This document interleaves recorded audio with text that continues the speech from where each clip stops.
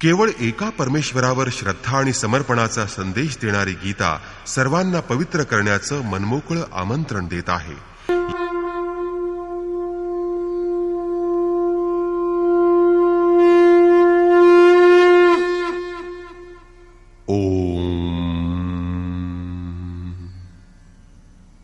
श्री परमात्मने नमः. यथार्थ गीता श्रीमद् भगवद गीता अथ द्वितीयोऽध्यायः. अध्याय दूसरा.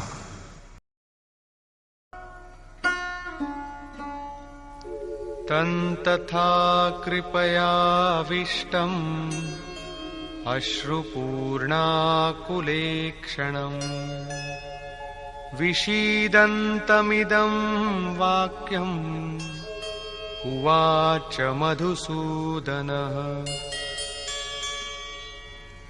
करुणेनं व्याप्त झालेल्या, अतिशय दुःखी झालेल्या आणि ज्याचे डोळे अश्रूंनी भरून आले आहेत अशा त्या अर्जुनाला पाहून मधुसूदन म्हणजे उन्मादाचा किंवा मदाचा नाश करणारे भगवान श्रीकृष्ण म्हणाले. श्री भगवान वाच.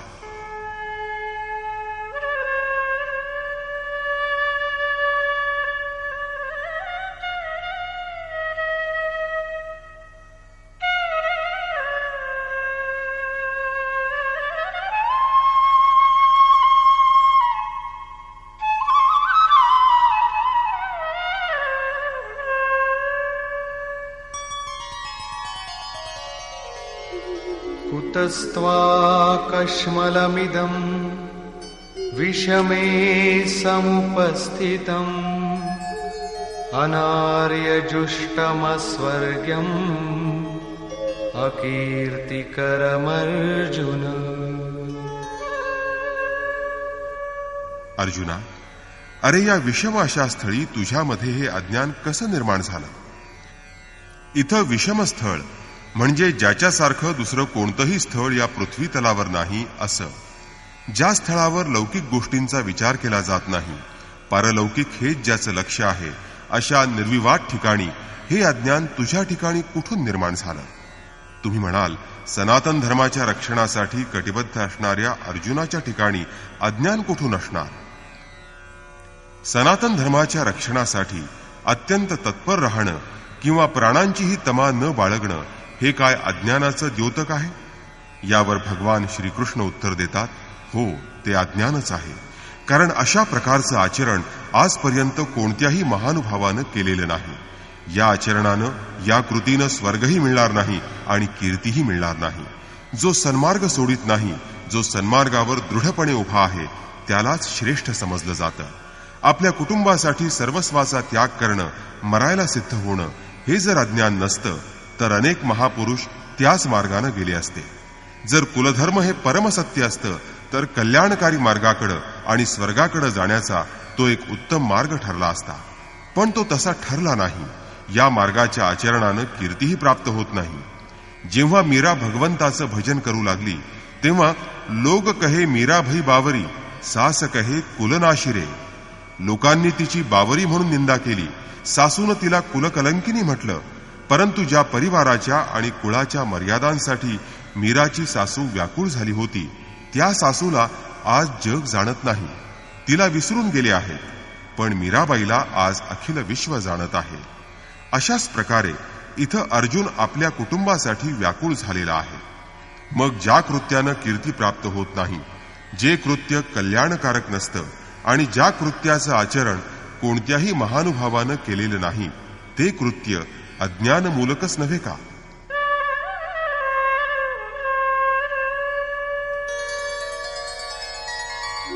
क्लैब्यं मास्मगमः पार्थ नैतत्त्वय्युपपद्यते क्षुद्रं हृदय दौर्बल्यं त्यक्त्वोत्तिष्ठ परन्तप. अरे अर्जुना, तू असा नामर्द बनू नकोस. इथं श्रीकृष्ण अर्जुनाला सांगत आहेत की तू असा नामर्द बनू नकोस. अर्जुन खरोखर नामर्द, पौरुषहीन होता का? वास्तविक जे पौरुषविहीन आहेत त्यांना नपुंसक म्हटलं जातं. त्या दृष्टीनं अर्जुन नामर्द किंवा दुबळा नव्हता, तो तर महापराक्रमी होता. अर्जुनाची गोष्ट सोडली तरी प्रत्येक जण आपापल्या कुवतीनुसार पुरुषार्थ करीतच असतो. शेतकरी रात्रंदिवस शेतात मेहनत करून एक प्रकारे पुरुषार्थच करीत असतो. कोणी चांगला व्यापार करण्यात पुरुषार्थ समजतो, कोणी आपल्या पदाचा दुरुपयोग करण्यात पुरुषार्थ समजतो. अर्थात आयुष्यभर असा पुरुषार्थ करूनही शेवटी मनुष्याला रिकाम्या हातानंच जावं लागतं. याचाच अर्थ असा की हा खरा पुरुषार्थ नव्हे, आत्मदर्शन हा खरा पुरुषार्थ आहे. गार्गीनं याज्ञवल्काला म्हटलं आहे, नपुंसक पुमान ज्ञेयो यो न वेत्ति हृदि स्थितम पुरुषम स्वप्रकाशम तस्मानंदात्मानमव्ययम. जे हृदयस्थ आत्म्याला ओळखू शकत नाहीत तेच पुरुष नपुंसक असतात, नामर्द असतात असं समजावं. हा आत्माच पुरुष स्वरूप स्वयंप्रकाशी, परम आनंदयुक्त आणि अव्यक्त असतो. या आत्म्याला ओळखणं, त्याला प्राप्त करण्याचा प्रयत्न करणं म्हणजे पुरुषार्थ करणं होय. तेव्हा हे अर्जुना, तू असा नपुंसक नामर्द बनू नकोस. हे तुला योग्य नाही. हे शत्रुतापना, हृदयाची ही भीरुता, ही दुर्बलता सोडून दे आणि कणखरपणे युद्धासाठी उभा राहा. कौटुंबिक आसक्तीचा त्याग कर. ही आसक्तीच हृदयाला दुर्बल बनवणारी आहे. तेव्हा या दुर्बलतेचा तू त्याग कर. यावर अर्जुनानं तिसरा प्रश्न उपस्थित केला.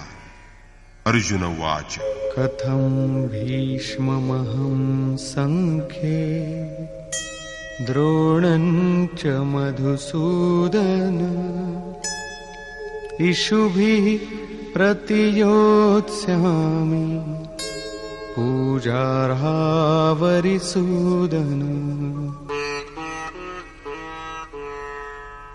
अहंकाराचं दमन करणाऱ्या हे मधुसूदना, जे आम्हाला अत्यंत पूजनीय आहेत अशा पितामह भीष्मांवर आणि गुरु द्रोणाचार्यांवर या युद्धात मी बाणांनी उलट प्रहार कसा करू? हे शत्रुनाशना, मला हे शक्य होणार नाही. जेव्हा चित्त त्या परमानंदात विलीन होतं तेव्हा तिथं ज्ञान देणारा गुरु आणि ग्रहण करणारा शिष्य असा भेदच राहत नाही. हीच सर्वश्रेष्ठ अवस्था असते. गुरुचं गुरुत्व प्राप्त केल्यानंतर गुरुत्व एकरूपच होऊन जातं. कृष्ण अर्जुनाला म्हणतात, अर्जुना, तू माझ्यात निवास करशील म्हणजे जसे श्रीकृष्ण तसाच अर्जुन. अशा प्रकारे परमानंद प्राप्त करणारा महापुरुष बनतो. अशा अवस्थेतच गुरुचाही विलय होऊन जातो. गुरुत्व हृदयात प्रवाहित होऊन जातं. इथं अर्जुन गुरुपदाची ढाल बनवून या संघर्षातून परावृत्त होऊ इच्छित आहे आणि म्हणून तो म्हणतो,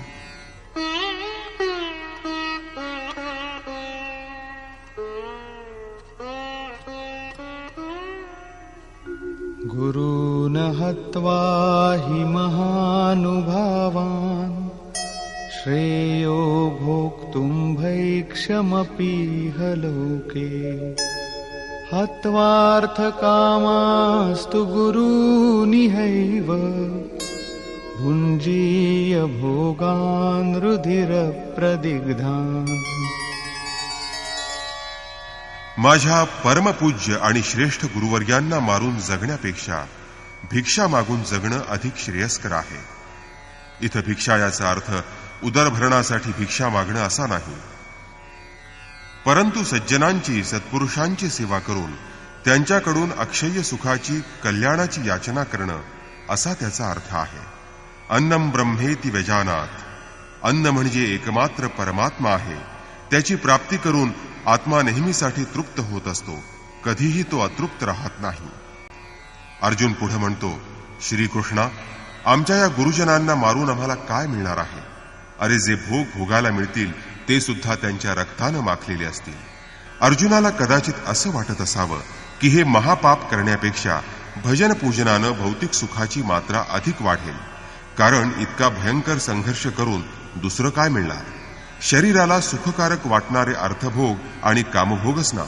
म्हणून तो पुन्हा म्हणतो, न चैतद्विद्मः कतरन्नो गरीयो यद्वा जयेम यदि वा नो जयेयो यानेव हत्वा न जिजीविषामः तेव स्थिताः प्रमुखे धार्तराष्ट्राः. आम्हाला ऐश्वर्य भोग मिळेल हे देखील कुठं निश्चित आहे, आणि आम्ही जे समजत होतो ते सर्व अज्ञान होतं हे सिद्ध झाल्यामुळं आता आम्ही काय करणं श्रेयस्कर आहे हेही आम्हाला समजेनासं झालं आहे.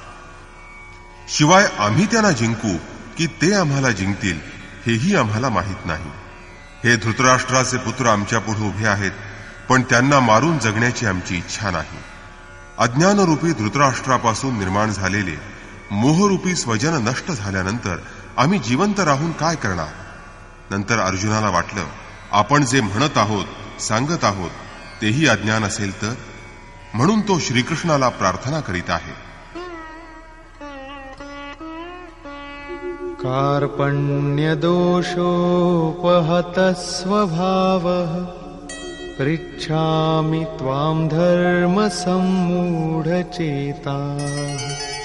यच्छ्रेयस्यान्निश्चितं ब्रूहि तन्मे शिष्यस्तेऽहं शाधि मां त्वां प्रपन्नम्.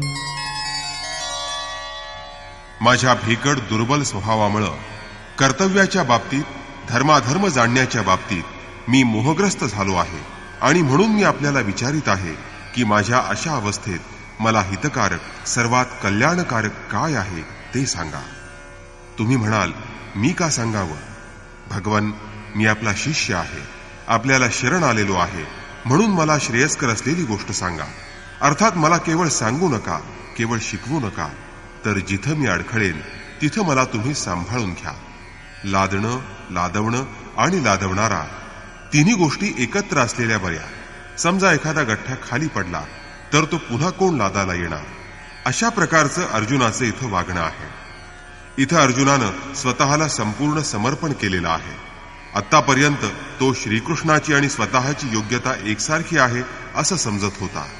किंबहुना काही बाबतीत स्वतःला अधिक विद्वान समजत होता. इथं मात्र आपला स्वतःचा सांभाळ, स्वतःचं रक्षण करण्याचं कार्य अर्जुनानं श्रीकृष्णावर सोपवलं आहे. इथं अर्जुन धर्माधर्म जाणण्यास असमर्थ झालेला आहे, म्हणून तो श्रीकृष्णाला म्हणत आहे, भगवन, आणखीन एक गोष्ट मला समजावून सांगा. नहि प्रपश्यामि ममापनुद्यात् यच्छोकमुच्छोषणमिन्द्रियाणाम् अवाप्य भूमावसपत्नमृद्धम् राज्यं सुराणामपि चाधिपत्यम्. पृथ्वीवरील निष्कंटक आणि धनधान्यानं संपन्न असं राज्य, किंवा स्वर्गातील सर्व देवतांवर अधिपत्य गाजवणारं असं इंद्रपद जरी मला मिळालं तरी मला त्याचा काही उपयोग होणार नाही. कारण माझ्या इंद्रियांना शोषून टाकणारा हा शोक मला नाहीसा करता येणार नाही. माझ्या जीविताचं शोषण करणाऱ्या या शोकानं मला इतकं ग्रासलं असल्यामुळं मी हे सर्व घेऊन करू तरी काय? जर माझ्या वाट्याला असा हा शोकच येणार असेल तर भगवन, मला क्षमा कर. संजय उवाच.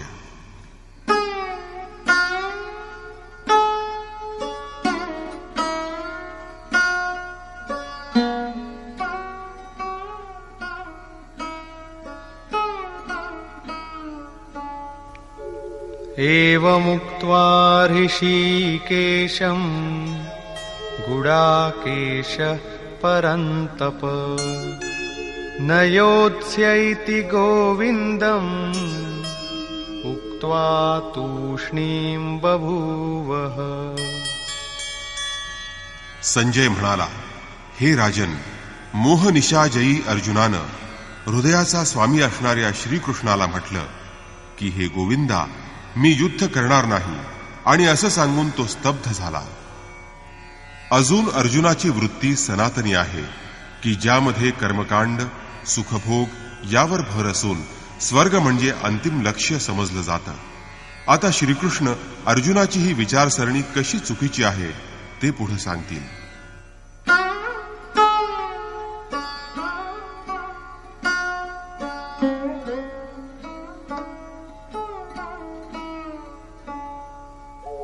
तमुवाच ऋषिकेशः प्रहसन्निव भारत सेनयोरुभयोर्मध्ये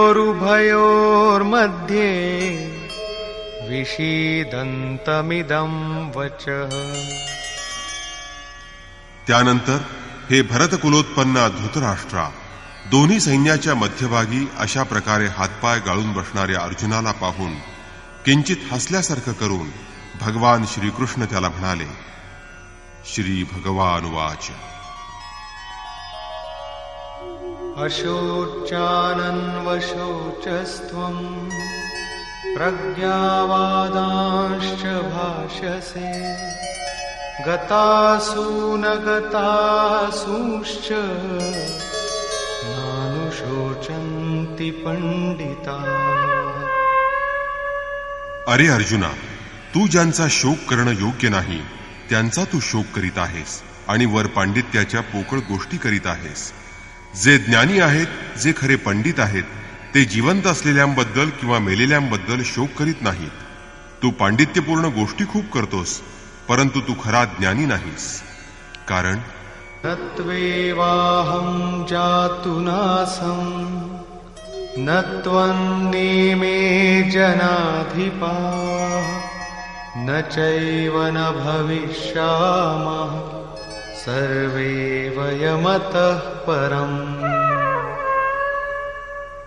अरे मी म्हणजे आध्यात्मिक सद्गुरू पूर्वी नव्हतो असं नाही, किंवा दयाशीलतेचा अधिकारी तू अगर हे राजे म्हणजे राजसी वृत्ती वसत असणारा अहंकार पूर्वी नव्हता असं नाही. तसंच आपण सर्वजण यापुढे असणार नाही असंही नाही. अरे सद्गुरूचं अस्तित्व सदैव असतं, तसंच दयाशीलतेचं अस्तित्व सदैव असतं. इथं योगेश्वर कृष्णानं योगाच्या सनातनत्वावर प्रकाश टाकला आहे आणि सांगितलं आहे की योग भविष्यातही अस्तित्वात असणार आहे. जे मृत्यू पावले आहेत त्यांच्याबद्दल शोक का करू नये त्याचं कारण सांगताना ते म्हणतात.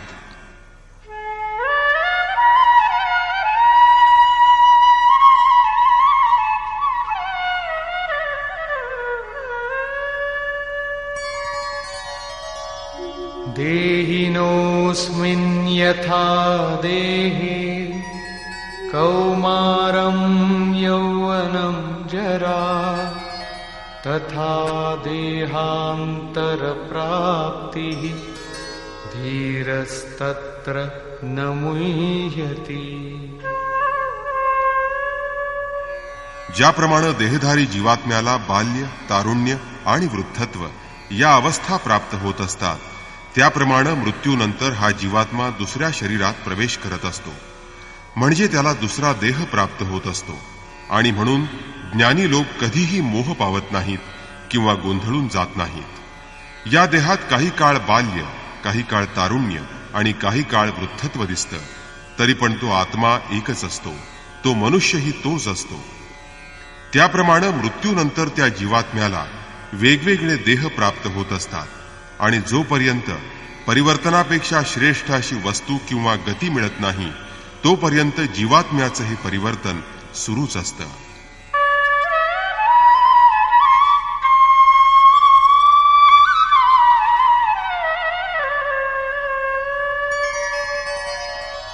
मात्रा स्पर्शास्तु कौन्तेय शीतोष्ण सुख दुःखदाः, आगमापायिनो नित्याः तां स्थितिक्षस्व भारत.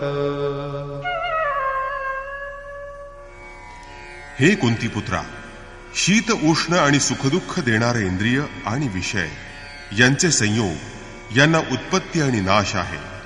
ते अनित्य आहेत, क्षणभंगूर आहेत. म्हणून हे भरतवंशी अर्जुना, तू त्यांचा त्याग कर, तू ते सहन कर. त्यांनी तू मोहित होऊन विकल होऊ नकोस. अर्जुन इंद्रिय आणि विषय यांच्या संयोगातून निर्माण होणाऱ्या सुखाच्या चिंतनानं विव्हळ झाला होता. इतका सद्गुणी आणि श्रेष्ठ आचरण असणारा अर्जुन गोंधळून गेला होता. कुलधर्म, कुलगुरूंची पूजनीयता किंवा त्यांच्याबद्दल असणारा नितांत आदर या सर्व गोष्टी म्हणजे इंद्रियांची क्षणिक ओढ आहे. या भावना, स्नेह, आदर हे सर्व क्षणिक आहे, नाशवंत आहे. विषयांचा संयोग कधीच नित्य असत नाही आणि असणारही नाही, आणि इंद्रियांची तेवढी क्षमताही नाही.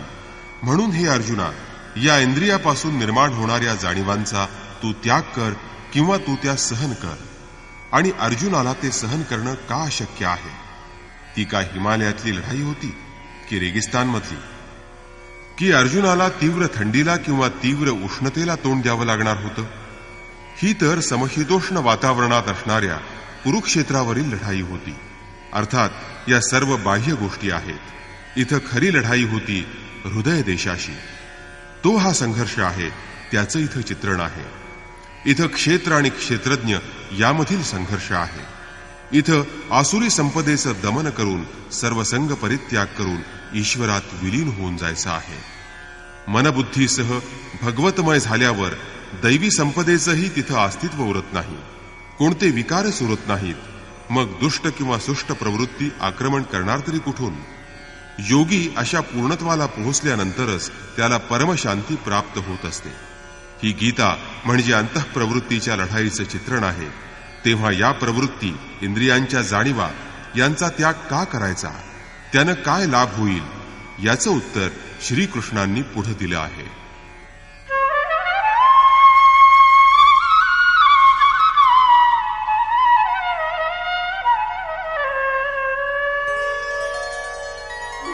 यं हि न व्यथयन्त्येते पुरुषं पुरुषर्षभ समदुःखसुखं धीरं सोमृतत्वाय कल्पते.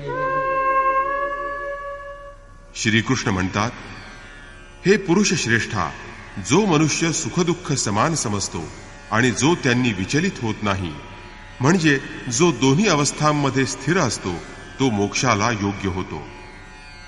तो अमृतत्व प्राप्त करण्यास पात्र असतो.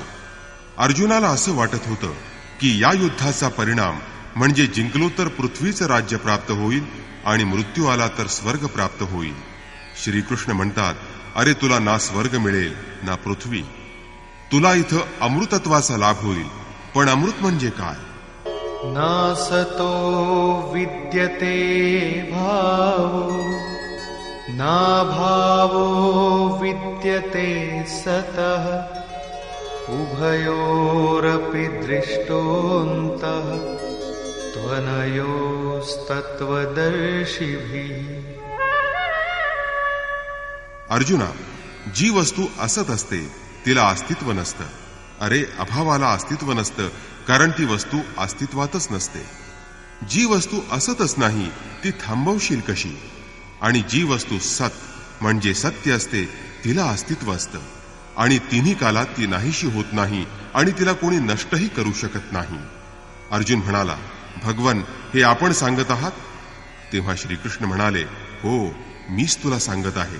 आणि माझ्याबरोबर ज्यांनी या दोन्हींच्या स्वरूपाचा अभ्यास केला आहे त्यांनीही हाच निर्णय घेतला आहे. म्हणजे तत्वदर्शी पुरुषांनी जे तत्व सांगितलं होतं तेच श्रीकृष्णांनी इथं पुन्हा सांगितलं आहे.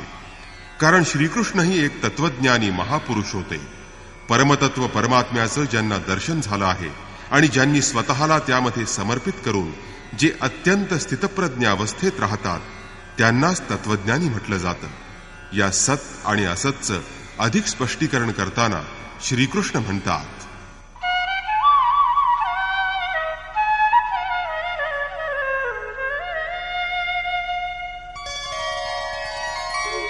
अविनाशी तु तद्विद्धि येन सर्वमिदं ततं विनाशमव्ययस्यास्य न कश्चित् कर्तुमर्हति. ज्यानं हे जग व्यापलं आहे आणि ज्याच्यापासून हे जग विस्तारलं आहे ते मूळ आत्मतत्व नाशरहित आहे, अविनाशी आहे असं समज. आणि जे अव्ययस्य म्हणजे अविनाशी आहे त्या अव्यय तत्वाचा नाश करण्यास कोणीही समर्थ नाही. परंतु या अविनाशी अमृताचं नाव काय आहे? ते आहे कोण?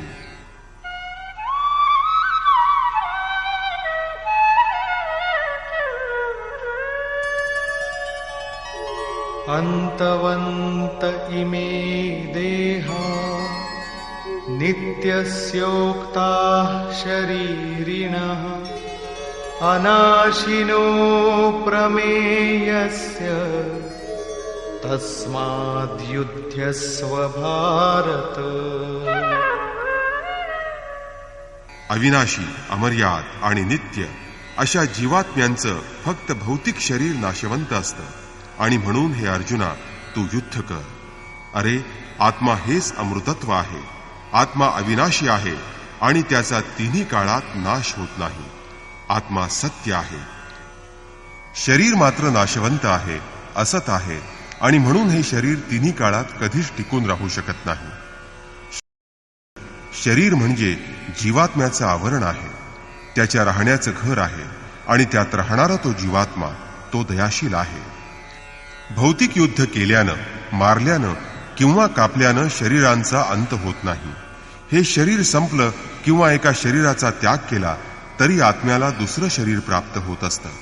या संदर्भात श्रीकृष्णांनी म्हटलं आहे की ज्या प्रकारे शरीराला बाल्य, युवा किंवा जरावस्था प्राप्त होत असतील त्या प्रकारे मृत्यूनंतर आत्म्याला वेगवेगळं शरीर प्राप्त होत असतं. जर शरीर कापून टाकलं तर जीवात्मा शरीररूपी नवं वस्त्र बदलत असतो. हे शरीर संस्कारांचं आश्रित असतं आणि संस्कार मनावर अवलंबून असतात. मन एव मनुष्याणाम कारणम बंधमोक्षयोः. मनाचं नियमन करणं, ते अचल किंवा स्थिर राहणं किंवा ते अंतिम संस्कारात विलीन होणं ही सर्व एकच क्रिया आहे. संस्कारांची मालिका तुटणं म्हणजेच शरीराचा अंत होणं होय. तिला तोडण्यासाठी आराधना करणं आवश्यक असतं. तिलाच श्रीकृष्णांनी कर्म किंवा निष्काम कर्मयोग असं म्हटलं आहे. श्रीकृष्णानं प्रत्येक वेळी युद्धासाठी प्रेरित केलं आहे, पण भौतिक युद्ध किंवा हिंसा यांचं समर्थन करणारा एकही श्लोक नाही.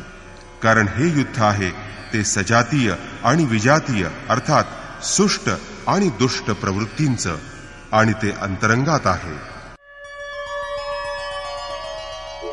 य एनं वेत्ति हन्तारम् यश्चैनं मन्यते हतम् उभौ तौ न विजानीतो नायं हन्ति न हन्यते. ज्यांना असं वाटतं की जीवात्मा हा मारणारा आहे किंवा मारला जाणार आहे त्या दोघांनाही काही समजत नाही. कारण हा आत्मा कोणाला मारितही नाही आणि कोणाकडून मारलाही जात नाही.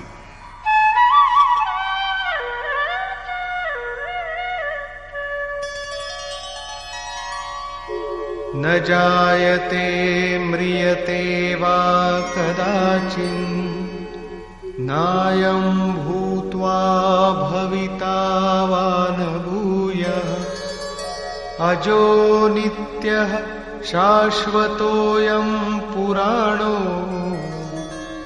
न हन्यते हन्यमाने शरीरे. हा आत्मा कधी जन्मतही नाही किंवा कधी मरतही नाही, कारण तो फक्त वस्त्र बदलत असतो. हा जन्मला आणि पुन्हा नाहीसा झाला असंही कधी होत नाही, कारण हा जन्मरहित, नित्य, शाश्वत आणि पुरातन आहे. देहाचा नाश झाला तरी याचा नाश होत नाही. तेव्हा आत्मा सत्य आहे, आत्माच पुरातन आहे, आत्माच शाश्वत आणि सनातन आहे.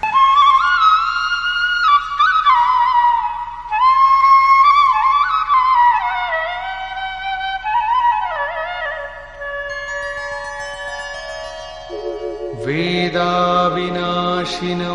नित्यं य एनमजमव्ययम्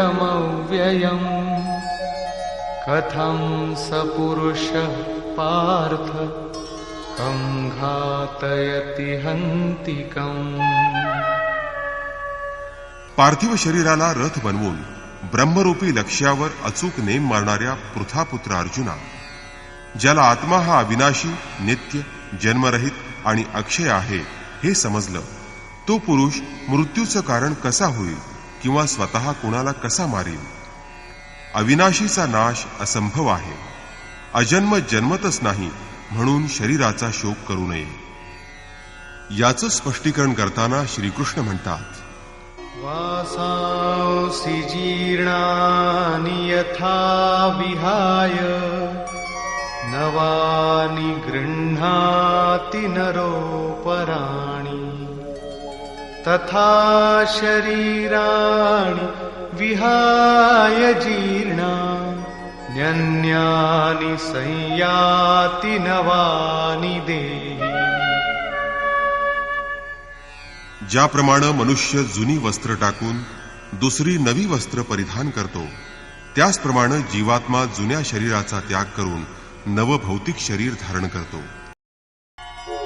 नैनं छिन्दन्ति शस्त्राणि नैनं दहति पावकः न चैनं क्लेदयन्त्यापो न शोषयति मारुतः.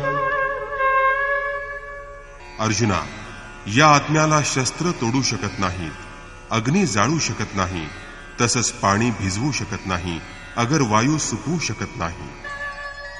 अच्छेद्योऽयमदाह्योऽयम् अक्लेद्यो शोष्य एव च नित्यः सर्वगतः स्थाणुः अचलोऽयं सनातनः.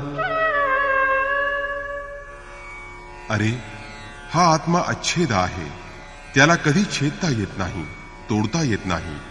तो अदाह्य आहे, त्याला कधी कोणी जाळू शकत नाही, कारण तो जाळला जाणार नाही.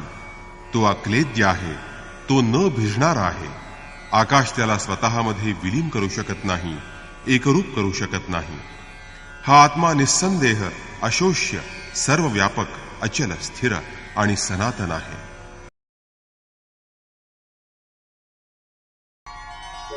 अव्यक्तोऽयमचिन्त्योऽयम् अविकार्योऽयमुच्यते तस्मादेवं विदित्वैनं नानुशोचितुमर्हसि. हा आत्मा अव्यक्त आहे, तो इंद्रियांना अगोचर आहे. इंद्रियांच्या द्वारे आत्म्याचं स्वरूप समजू शकत नाही किंवा जीवात्म्याचं अस्तित्व प्रस्थापित करता येत नाही. अर्थात इंद्रिय आणि विषय यांचा संयोग जोपर्यंत असतो तोपर्यंत आत्म्याचं अस्तित्व असतं, परंतु त्याचा स्पष्ट बोध होत नाही. तो अचिंत्य आहे, अकल्पनीय आहे. जोपर्यंत मन आणि मनातील विचार तसंच भावनांचे तरंग आहेत तोपर्यंत तो शाश्वत आहे.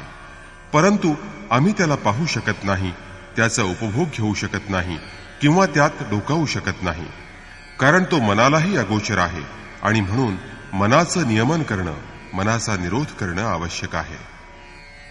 श्रीकृष्णांनी यापूर्वी सांगितलं आहे की असत वस्तूला अस्तित्व नसतं, ती शाश्वत नसते, ती क्षणभंगूर असते. आणि जे सत म्हणजे सत्य आहे ते तिन्ही काळात शाश्वत असतं, तिन्ही काळात त्याचा अभाव नसतो. ते सत म्हणजे आत्मा आहे. हा आत्माच अपरिवर्तनशील, शाश्वत, सनातन आणि अव्यक्त आहे, अगोचर आहे.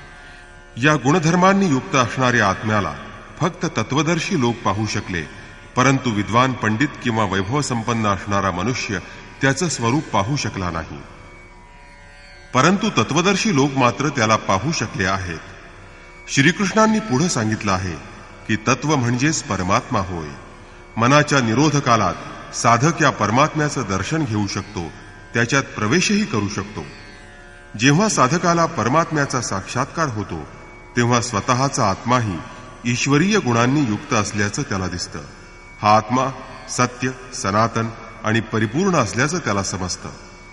तो अचिंत्य, अकल्पनीय आहे हे तो जाणतो. आत्मा हा असा अचिंत्य, अगोचर आणि अविकारी आहे. तो न बदलणारा आहे. म्हणून श्रीकृष्ण अर्जुनाला सांगतात की आत्म्याचं हे स्वरूप जाणून नश्वर शरीराबद्दल शोक करण्याचं सोडून दे. आता श्रीकृष्ण अर्जुनाला त्याच्या विचारात असणारा विरोधाभास दाखवून अर्जुनानं शोक करणं कसं अयोग्य आहे ते पुढे सांगत आहेत.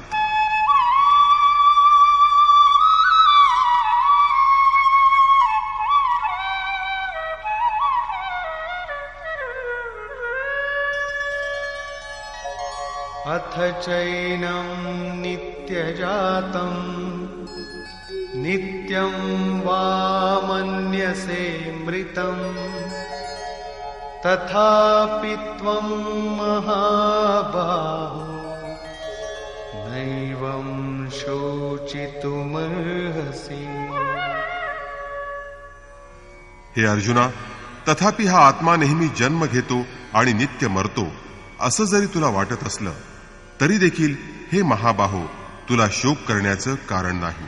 कारण जातस्य हि ध्रुवो मृत्युः ध्रुवं जन्म मृतस्य च तस्मादपरिहार्येऽर्थे न त्वं शोचितुमर्हसि।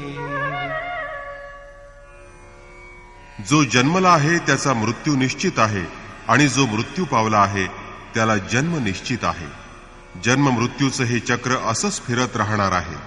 तेव्हा ज्यावर काही उपाय नाही, जी गोष्ट अटळ आहे त्याचा शोक करणं अयोग्य आहे. असा शोक करणं म्हणजे दुसऱ्या दुःखाला आमंत्रित करण्यासारखं आहे.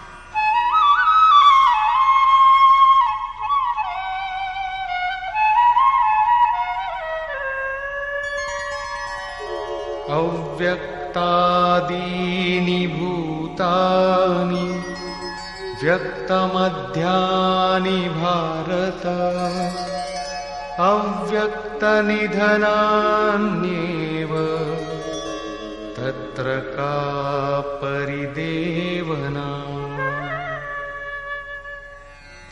अरे अर्जुना, ही सर्व भूते, हे सर्व प्राणीमात्र जन्माच्या म्हणजे उत्पत्तीच्या पूर्वी अव्यक्त असतात, अशरीरी असतात आणि मृत्यूनंतरही ते अव्यक्तच असतात, अशरीरीच असतात. म्हणजे जन्माच्या पूर्वी आणि मृत्यूनंतर या प्राणीमात्रांचं स्वरूप अव्यक्तच असतं. फक्त जन्म मृत्यूच्या मधल्या काळात हे प्राणीमात्र शरीर धारण करीत असतात. म्हणजे त्यांची ही मधली स्थिती फक्त दृश्य असते, व्यक्त असते. तेव्हा या परिवर्तनाबद्दल तू व्यर्थ चिंता किंवा शोक करू नयेस. यापुढं या अव्यक्त आत्म्याला कोण कशा प्रकारे पाहतो ते सांगितलं आहे.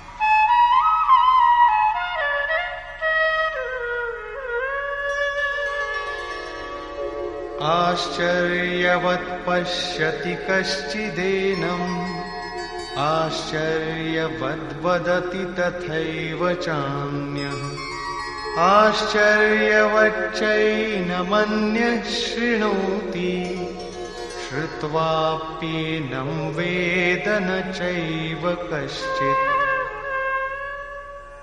यापूर्वी श्रीकृष्णांनी म्हटलं होतं की तत्वदर्शी लोक या आत्म्याला पाहू शकतात, परंतु आता ते म्हणतात तत्वदर्शन करणारे लोक हे महापुरुष असतात आणि ते फार विरळ असतात. आणि असे काही महापुरुष या आत्म्याकडे आश्चर्य म्हणून, अद्भुत वस्तू म्हणून पाहतात. केवळ ऐकत नाहीत तर त्याला प्रत्यक्ष पाहतात.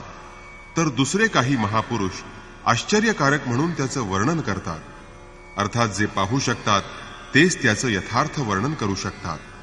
दुसरे काही साधक याला आश्चर्यकारक म्हणून त्याच्याविषयी ऐकतात. सर्वांनाच असं ऐकता येत नाही, कारण ही गोष्ट फक्त अधिकारी साधकांनाच साधते, इतरांना नाही. अरे अर्जुना, कुणी कुणी तर ऐकूनही या आत्म्याला मुळीच जाणू शकत नाहीत, कारण त्यांची तेवढी कठोर साधना नसते. आणि कठोर साधना नसेल तर मनाचा निरोध कुठून होणार? मग तुम्ही लक्षावधी ज्ञानाच्या गोष्टी ऐकल्या, समजून घेतल्या. अगदी केसाची शेंडी उपटून तुम्ही एखादी गोष्ट समजून घेतलीत किंवा समजून घेण्याची दुर्दम्य इच्छा ठेवलीत तरी मोह मोठा प्रबळ असतो. त्यामुळे सर्व ऐकून समजून घेऊनही थोड्या वेळानं तुम्ही तुमच्या सांसारिक उद्योगात मग्न होत असता. शेवटी श्रीकृष्ण निर्णय देतात, देही नित्यमवध्योऽयम् देहे सर्वस्य भारत तस्मात् सर्वाणि भूतानि न त्वं शोचितुमर्हसि।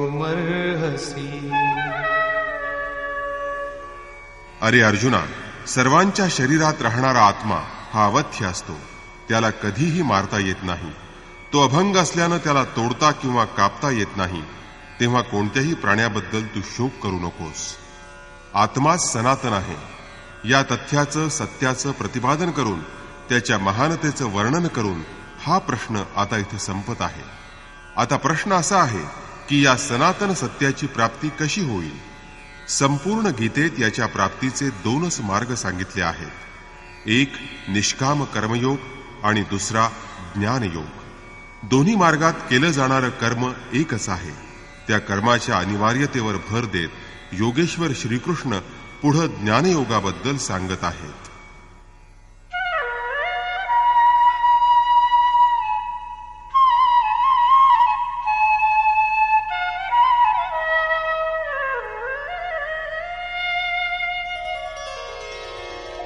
स्वधर्ममपि चावेक्ष न विकम्पितुमर्हसि धर्म्याद्धियुद्धाश्रेयोऽन्यत् क्षत्रियस्य न विद्यते. अर्जुना, तुझ्या स्वधर्माचा विचार केलास तरी तुला घाबरण्याचं काहीच कारण नाही. कारण तुझा क्षात्र धर्म आहे आणि क्षत्रियांना धर्मयुद्धाहून अधिक श्रेयस्कर परमकल्याणकारी असा दुसरा कोणताही मार्ग नाही.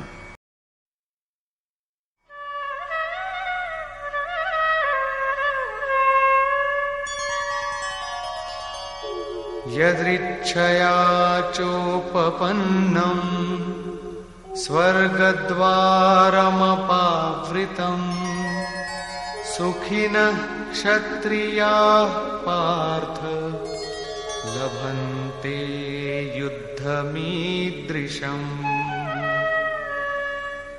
पार्थिव शरीराला रथ बनवून अचूक लक्ष्य वेध करणाऱ्या अर्जुना, दैवयोगे आपोआप उघडलं गेलेलं स्वर्गाचं द्वाररूपी हे युद्ध भाग्यवान क्षत्रियांनाच लाभत असतं. क्षत्रिय श्रेणीतील साधकांमध्ये तिन्ही गुणांवर विजय मिळवण्याची क्षमता असते. त्यांच्यामध्ये दैवी संपदा सामावलेली असल्यानं त्यांच्यासाठी स्वर्गाचं द्वार नेहमी उघडलेलं असतं. स्वर्गलोकात भ्रमण करण्याची शक्ती त्यांच्यामध्ये असते. क्षेत्रज्ञाचं हे युद्ध भाग्यवान क्षत्रियांनाच प्राप्त होत असतं, कारण त्यांच्यातच संघर्ष करण्याची शक्ती असते. जगात अनेक लढाया होत असतात. ते सर्व संकुचित होऊन अविवेकानं लढत राहतात. अनेक जाती लढतात, परंतु या सर्व युद्धात जिंकणाऱ्यालाही शाश्वत विजय मिळत नाही. हे कसलं लढणं? हा तर सूड आहे. जो ज्याला जितका दाबण्याचा चिरडण्याचा प्रयत्न करतो, कालांतरानं तो तितकाच दबला जातो. ही कसली लढाई आणि हा कसला विजय? इथं स्वर्गप्राप्तीऐवजी इंद्रियांना पीडा देणारा शोक, दुःख निर्माण होत असतं. शेवटी शरीरही नष्ट होतं. वास्तविक संघर्ष तर क्षेत्र आणि क्षेत्रज्ञामध्ये असतो. आणि एकदा विजय मिळवल्यावर प्रकृतीचं कायमचं नियमन होतं. म्हणजे उत्पत्तीच्या कारणाचा निरोध होतो आणि परमपुरुष परमेश्वराची प्राप्ती होते. हा असा विजय आहे की त्यानंतर पराभव नसतो.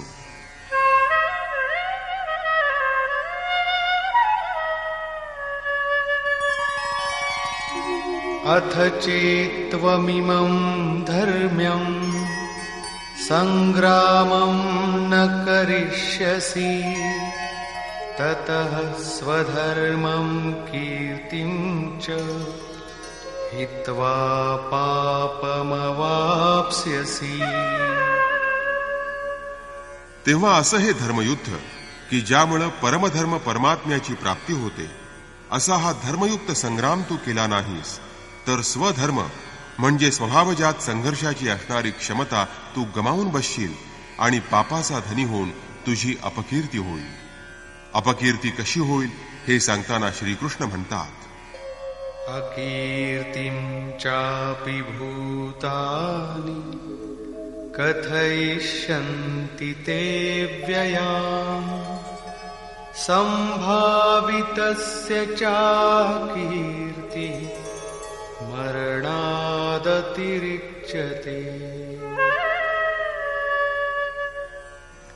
सर्व लोक सतत तुझी अपकीर्ती गात राहतील.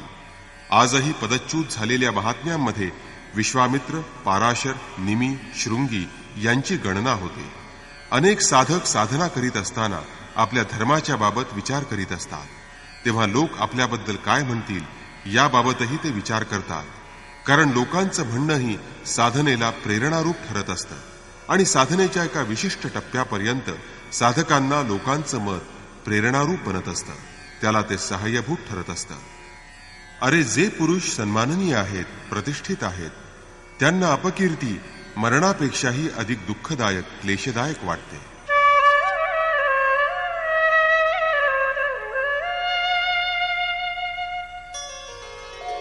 भयाद्रणादुपरतम् मौस्यन्ते त्वां महारथाः येषां च त्वं बहुमतो भूत्वा यास्यसि लाघवम्.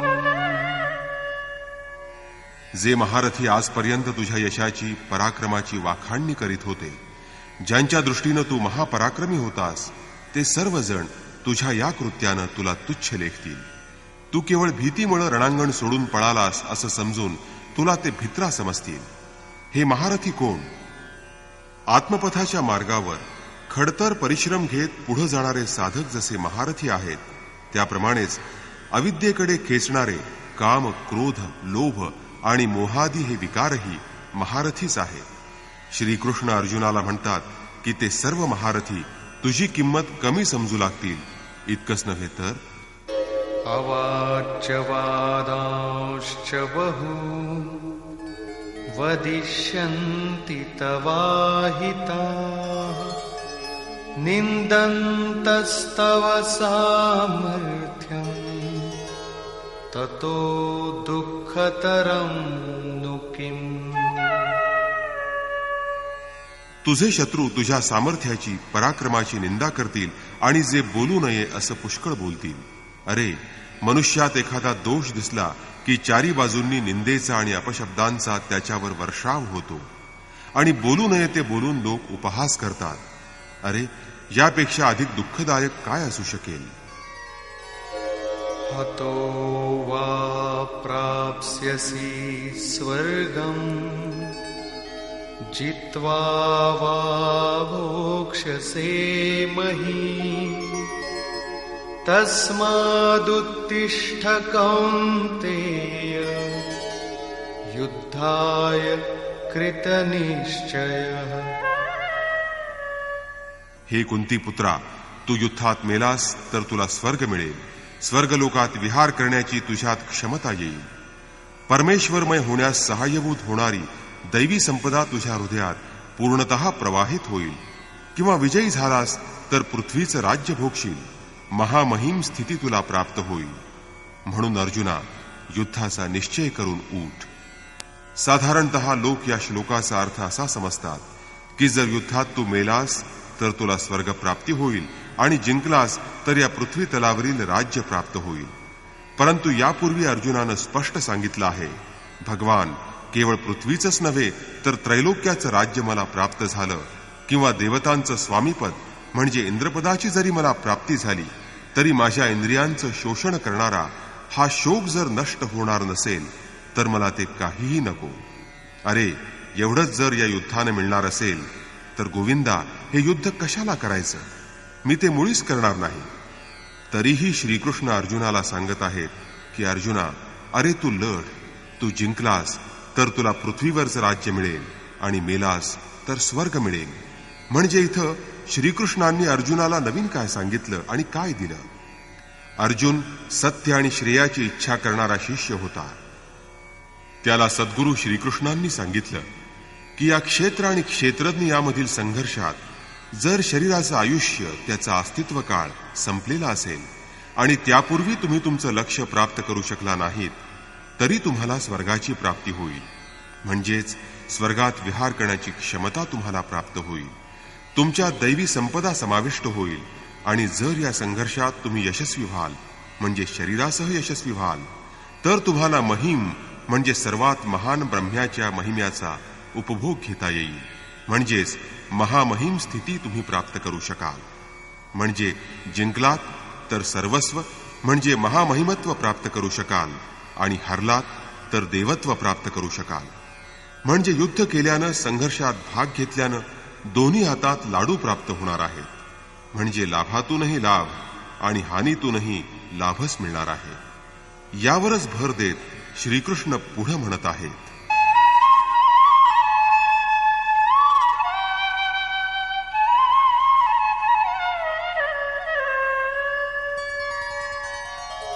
समदुःखे समे कृत्वा लाभालाभो जया जयौ ततो युद्धाय युज्यस्व नैवं पापमवाप्स्यसि. अर्जुना, या प्रकारे सुख दुःख, लाभ हानी आणि जय पराजय हे सारखंच समजून तू युद्धाला तयार हो. असं केल्यानं तुला पाप लागणार नाही. म्हणजे इथं सुखामध्ये सर्वस्व प्राप्ती आणि दुःखात देवत्वाची प्राप्ती होणार आहे. लाभामध्ये महिमत्व आणि पराजयात दैवी संपदेवर अधिकार प्राप्त होईल. तेव्हा आपला लाभ आणि नुकसान यांचा साकल्यानं विचार करून तू लढायला तयार हो. लढण्यानं दोन्ही प्रकारे तुझा फायदाच आहे आणि लढण्यानं तुला पाप लागणार नाही. म्हणून तू युद्धाला तयार हो.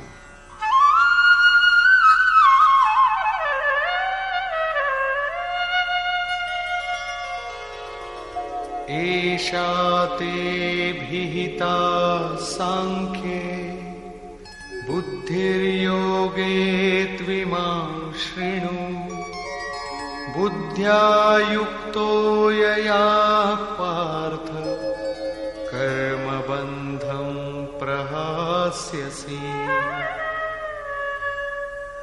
हे अर्जुना, तुला इथपर्यंत सांख्य मार्गातलं ज्ञान सांगितलं, ज्ञानयोगातील बुद्धीविषयी सांगितलं. तू म्हणशील कसली बुद्धी, कसलं ज्ञान? तर युद्ध कर हेच. ज्ञानयोग म्हणजे काय?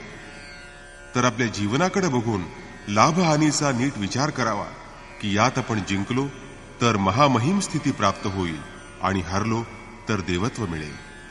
म्हणजे दोन्हीकडून लाभ मिळेल आणि युद्ध नाही केलं तर सर्व लोक आपला उपहास करतील. आपण भयानक रणांगणातून पळून गेलो असं समजतील आणि मग आपली अपकीर्ती होईल. अशा प्रकारे आपलं अस्तित्व समोर ठेवून विचार करणं आणि युद्ध करायला तयार होणं हाच ज्ञानयोग आहे. साधारणतः लोकांचा असा गैरसमज असतो की ज्ञानमार्गात कर्म म्हणजे युद्ध करावं लागत नाही. ते म्हणतात की ज्ञानयोगात कर्म असतच नाही.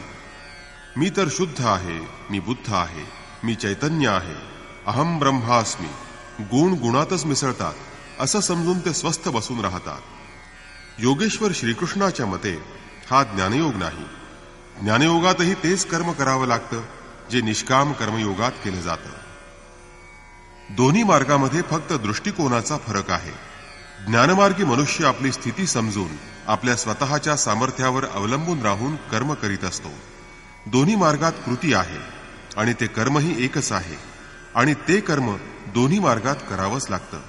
केवळ कर्म करण्याचे दृष्टिकोन दोन आहेत. अर्जुना, याच विचारांना कर्मयोगाच्या संदर्भात ऐक. या ज्ञानानं कर्मबंधनाचा नाश होईल.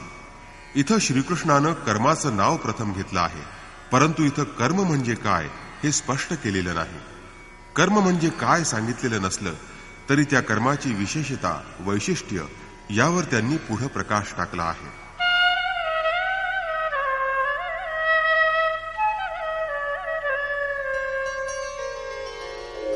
नेहाभिक्रमनाशोऽस्ति प्रत्यवायो न विद्यते स्वल्पमप्यस्य धर्मस्य त्रायते महतो भयात्. या निष्काम कर्मयोगामध्ये आरंभिलेल्या कार्याचा अर्थात बीजाचा नाश होत नाही. यामध्ये निष्काम भावानं कर्म केलेलं असल्यानं मर्यादित कर्मफलाचा दोष इथं उत्पन्न होत नाही. तेव्हा या निष्काम कर्माचं म्हणजेच या कर्मयोगाचं, या धर्माचं अल्प आचरणही जन्म मृत्यूरूपी महान भयापासून रक्षण करतं. तुम्ही हा कर्मयोग समजून घ्या. याप्रमाणे थोडं तरी आचरण करा. बीज रुजवा. अर्जुना, हे बीज कधीच नष्ट पावत नाही. या जड प्रकृतीमध्ये या बीजरूपी सत्याला नष्ट करण्याची क्षमता नसते किंवा ते सत्य पूर्णपणे नष्ट करण्याचं कसलं शस्त्रही तिच्याजवळ नसतं. प्रकृती त्यावर आवरण घालू शकते किंवा थोडी अडवणूक करू शकते, परंतु आरंभिलेल्या कर्माला नष्ट करू शकत नाही. पुढे श्रीकृष्ण म्हणतात की अगदी महाभयंकर पापी सुद्धा या ज्ञानरूपी नौकेनं निस्संदेह तरून जाऊ शकतो. नेमकी हीच गोष्ट इथे सांगितली आहे. ते म्हणतात, हे अर्जुना, निष्काम कर्मयोगाचं बीजारोपण कर. या बीजाचा कधीही नाश होत नाही किंवा यात कर्मयोगानं विपरीत फळरूपी दोषही प्राप्त होत नाही. स्वर्ग रुद्धी सिद्धी तुम्हाला देऊन हा योग तुम्हाला मध्ये सोडून देत नाही, आणि तुम्ही जरी का हा योग मध्ये सोडून दिलात तरी तो तुमचा उद्धारच करतो. या धर्माचं, या निष्काम कर्मयोगाचं अल्पसं आचरण जन्म मृत्यूरूपी महान भयापासून रक्षण करतं. अनेक जन्म संसिद्धस्ततो याति पराम गतिम. हा कर्मयोग अनेक जन्मानंतरही मनुष्याला परमगतीकडेच नेतो. याच संदर्भात श्रीकृष्ण पुढे म्हणतात,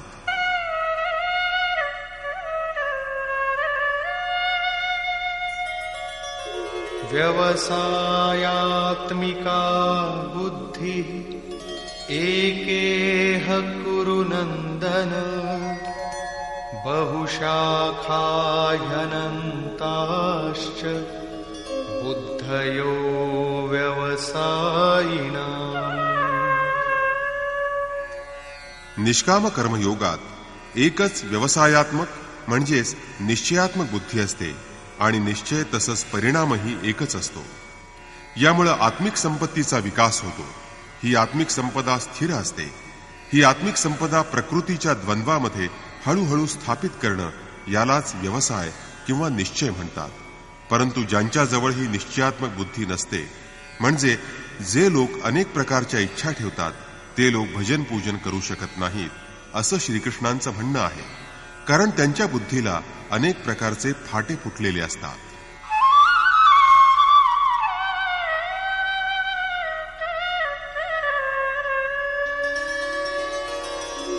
यामिमां पुष्पितां वाचं प्रवदन्त्य विपश्चितः वेदवादरताः पार्थ नान्यदस्तीति वादिनः. कामात्मानः स्वर्गपरा जन्मकर्मफलप्रदाम् क्रियाविशेषबहुलाम् भोगैश्वर्यगतिं प्रति. हे पार्था, विषयभोगात तत्पर असणारे, वेदाच्या अर्थवादात रस असणारे, स्वर्गसुख हेच परमलक्ष्य मानून त्याखेरीज दुसरं मोठं सुख नाही असं समजणारे आणि सांगणारे तुटपुंज ज्ञान असणारे असे अविवेकी लोक, जन्ममृत्यू फल देणारी आणि भोग तसंच ऐश्वर्य यांच्या प्राप्ती संबंधात जिच्यामध्ये पुष्कळ कर्म सांगितलं आहे अशी वेदवचनं सांगतात आणि वेदाच्या पुष्पित रोचक वाणीच्या आधारानं ते बोलतात. या अविवेकी लोकांची बुद्धी अनंत भेदांनी युक्त असते. त्यामुळे ते कर्मफल सांगणाऱ्या वेदवाक्यांना प्रमाण मानतात, स्वर्गाला श्रेष्ठ समजतात. त्यांची बुद्धी अनंत भेदांनी युक्त असल्यानं ते अनेक कर्मकांडात मग्न असतात. ते परमेश्वराचं नाव घेत असतात, परंतु विविध कर्मकांड करीत असतात. मग ही कर्मकांड अनेक प्रकारची कर्मानुष्ठानं म्हणजे कर्म नव्हे का? श्रीकृष्ण म्हणतात, नाही, कर्मकांड म्हणजे कर्म नव्हे. मग ती एक निश्चित क्रिया आहे का? यावर त्यांनी इथं काही सांगितलेलं नाही. ते एवढंच इथं म्हणतात की अविवेकी लोकांची बुद्धी अनंत भेदांनी युक्त असल्यानं विविध प्रकारच्या कर्मकांडात ते व्यस्त असतात आणि त्यासाठी वेदवाक्याचं प्रमाण देऊन रोचक वाणीत ते आपलं म्हणणं व्यक्तही करतात. मग याचा परिणाम काय होतो? भोगैश्वर्य प्रसक्तानां तया परितचेतसां व्यवसायात्मिका बुद्धिः समाधौ न विधीयते. अर्जुना, वेदाच्या अर्थवादात मग्न झालेल्या आणि वेदवाक्य प्रमाण मानून रोचक वाणीत बोलणाऱ्या लोकांच्या वाणीनं प्रभावित झालेल्या लोकांची विवेकबुद्धी नष्ट होते. त्यांना काहीही प्राप्त होत नाही. त्या वाणीनं मोहित झालेले लोक इंद्रिय भोगात आणि भौतिक ऐश्वर्यात अतिशय आसक्त होतात. अशा पुरुषांच्या अंतःकरणात कार्याकार्याचा निश्चय करणारी बुद्धी उद्भवत नाही. भगवंताच्या ठिकाणी दृढ होणारी, स्थिर होणारी बुद्धी त्यांच्यात निर्माण होत नाही. अशा या अविवेकी लोकांची वाणी कोण ऐकतं? तर भौतिक विषय भोगात, इंद्रिय भोगात आणि ऐश्वर्यात जे आसक्त झालेले आहेत तेच लोक अविवेकी लोकांचं बोलणं ऐकतात. अधिकारी, विवेकी, स्थिरबुद्धीचे लोक त्यांच्या बोलण्यानं मोहित होत नाहीत, परंतु अविवेकी लोक मात्र मोहित होतात.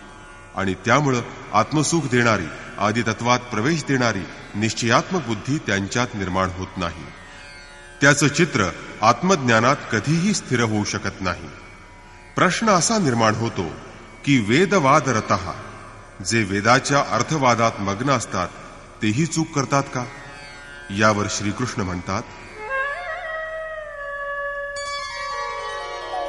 त्रैगुण्य विषया वेदा निस्त्रैगुण्यो भवार्जुन निर्द्वन्द्वो नित्यसत्त्वस्थो निर्योगक्षेम आत्मवान्. हे अर्जुना, त्रैगुण्य विषया वेदा म्हणजे त्रिगुणांनी युक्त असणारे वेद प्रकृतीच्या 3 गुणांबाबतीतच प्रतिपादन करतात. त्यांच्या पुढचं त्यांनाही माहीत नसतं. तेव्हा निस्त्रैगुण्यो भवार्जुन, तू त्रिगुणातीत हो, त्रिगुणांच्या अनुभवाच्या पलीकडे जा. पण कशा प्रकारे? यावर श्रीकृष्ण म्हणतात, निर्द्वंद्वः, सुखदुःखादी द्वंद्वापासून अलिप्त, सतत सात्विक गुणांनी संपन्न, योगक्षेमादी स्वार्थात न पडता, म्हणजेच त्या संबंधीच्या काळजीतून मुक्त हो आणि आत्म्यात स्थिर हो, आत्मनिष्ठ हो. श्रीकृष्ण म्हणतात, जो अशा प्रकारे त्रिगुणांच्या पलीकडे जाऊन आत्मनिष्ठ बनतो तो ब्रह्म म्हणजे काय ते जाणू शकतो आणि ब्रह्माला जाणतो तोच विप्र होय.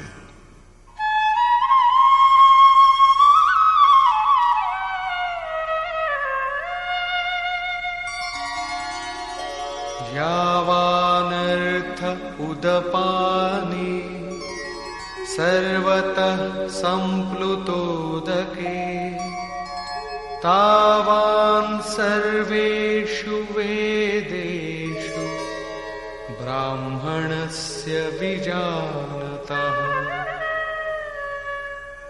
चोहोकडून परिपूर्ण भरलेलं जलाशय प्राप्त झालेल्या मनुष्याला लहान जलाशयाची जेवढी उपयुक्तता, जेवढं प्रयोजन असेल तेवढंच ब्रह्म जाणणाऱ्या ज्ञानसंपन्न ब्राह्मणाला वेदांचं प्रयोजन असतं. तात्पर्य हेच की जो वेदार्थाचा विचार करून त्यातील इष्ट तेवढंच ग्रहण करतो, म्हणजेच जो वेदांच्या पलीकडे जातो आणि जो ब्रह्माला जाणतो तोच ब्राह्मण होय. तेव्हा हे अर्जुना, तू सुद्धा असा सात्विक गुणांनी संपन्न होऊन वेदांच्या पलीकडे जा आणि ब्राह्मण बन. अर्जुन जन्मानं क्षत्रिय होता आणि इथं श्रीकृष्ण म्हणतात ब्राह्मण बन. हे कसं काय? ब्राह्मण, क्षत्रिय इत्यादी वर्ण म्हणजे मनुष्य स्वभावातील क्षमतेचं, सामर्थ्याचं नाव आहे. हे वर्ण कर्मप्रधान आहेत. ते जन्मानं रूढ होणारी रूढी नव्हे. ज्याला गंगेत डुंबण्याची संधी मिळाली त्याला क्षुद्र जलाशयाचं काय प्रयोजन? त्याप्रकारे ज्यानं ब्रह्माला साक्षात जाणलं आहे त्या आत्मसाक्षात्कारी महापुरुषाला, त्या ब्राह्मणाला वेदांचं तेवढंच महत्व असतं, तेवढंच त्याचं त्यांना प्रयोजन असतं. मात्र त्यांची गरज तर असतेच, कारण मागून येणाऱ्यांना त्यांची गरज असते. आता इथून कर्मयोगाच्या चर्चेला आरंभ होईल. म्हणजे कर्म करताना कोणती दक्षता घेतली पाहिजे याचं यापुढे श्रीकृष्णांनी प्रतिपादन केलं आहे. कर्मण्येवाधिकारस्ते मा फलेषु कदाचन मा कर्मफलहेतुर्भुर् मा ते संगोस्त्वकर्मणि. अर्जुना, तुझा अधिकार फक्त कर्म करणं एवढाच आहे. कर्मफलाचा तुला अधिकार नाही. अरे तू असं समज की तू केलेल्या कर्मापासून फळ मिळणारच नाही, म्हणजे तू कर्मफळाला हेतुभूत होऊ नकोस. म्हणजेच माझ्या कर्माचं अमुक फल मला मिळावं असा हेतू तू मनात ठेवू नकोस आणि कर्म न करण्याविषयी मनाचा कल होऊ देऊ नकोस. म्हणजेच कर्माबद्दल अश्रद्ध बनू नकोस. योगेश्वर श्रीकृष्णाने 39व्या श्लोकात प्रथम कर्माचा उच्चार केला, परंतु तिथं हे कर्म म्हणजे काय आणि ते कसं करावं हे सांगितलं नाही. त्या कर्माच्या वैशिष्ट्यांवर या श्लोकात विवरण केलं आहे. 1. हे अर्जुना, अशा प्रकारच्या कर्मामुळं तू सर्व प्रकारच्या बंधनातून मुक्त होशील. 2. अर्जुना, या कर्मात बीजाचा नाश होत नाही. कर्माचा आरंभ केल्यानंतर त्या कर्माला नष्ट करण्याची शक्ती प्रकृतीजवळ नाही. 3. अर्जुना, स्वर्ग रिद्धी-सिद्धी प्राप्त करून देणारे मर्यादित फलरूपी दोषही या कर्मामध्ये नाहीत. 4. या कर्माच्या अल्प आचरणानं मनुष्याचा जन्म मृत्यूसारख्या भयावह संकटातून बचाव होतो, त्याचा उद्धार होतो. परंतु श्रीकृष्णांनी हे कर्म आहे कसं हे अद्याप सांगितलेलं नाही. ते याच अध्यायातील 41व्या श्लोकात त्यांनी सांगितलं आहे. 5. अर्जुना, यात निश्चयात्मक बुद्धी एकच असते, कृतीही एकच असते. ज्यांची बुद्धी अनंत भेदांनी युक्त असते त्यांच्या क्रियाही अनेक असतात. असे लोक भगवंताचं भजन करू शकत नाहीत का? यावर श्रीकृष्ण म्हणतात की अनंत भेदांनी युक्त असणाऱ्या लोकांच्या बुद्धीला अनेक शाखा फुटलेल्या असतात आणि हे लोक वेदांच्या पुष्पक रोचक वाणीत त्या क्रियांचं प्रतिपादन करत असतात. या त्यांच्या वाणीचा प्रभाव ज्यांच्यावर पडतो त्यांची बुद्धी नष्ट होते. म्हणून निश्चयात्मक क्रिया एकच असते, परंतु इथं ती क्रिया कोणती ते मात्र सांगितलेलं नाही. 47व्या श्लोकात श्रीकृष्ण म्हणतात, कर्म करण्याचाच तुला अधिकार आहे, पण त्याचं फळ भोगण्याचा किंवा फळाची अपेक्षा करण्याचा तुला अधिकार नाही. तेव्हा तू फळाची आसक्ती धरू नकोस आणि कर्म करण्यात अश्रद्ध बनू नकोस. निरंतर आत्म्याच्या ठिकाणी रत राहा. परंतु कर्म म्हणजे काय हे इथं सांगितलेलं नाही. साधारणतः लोक हा श्लोक उद्धृत करतात आणि म्हणतात, काहीही करा पण त्याच्या फळाची अपेक्षा करू नका. बस झाला निष्काम कर्मयोग. पण श्रीकृष्णांनी अद्याप कोणतं कर्म करावं हे सांगितलेलं नाही. इथं फक्त कर्म काय देतं आणि ते करताना कोणती दक्षता घ्यावी यावर श्रीकृष्णांनी फक्त प्रकाश टाकला आहे. मूळ प्रश्न कर्म म्हणजे काय तो अजून तसाच आहे. त्याचं विवरण श्रीकृष्णांनी अध्याय 3 आणि 4 मध्ये केलं आहे.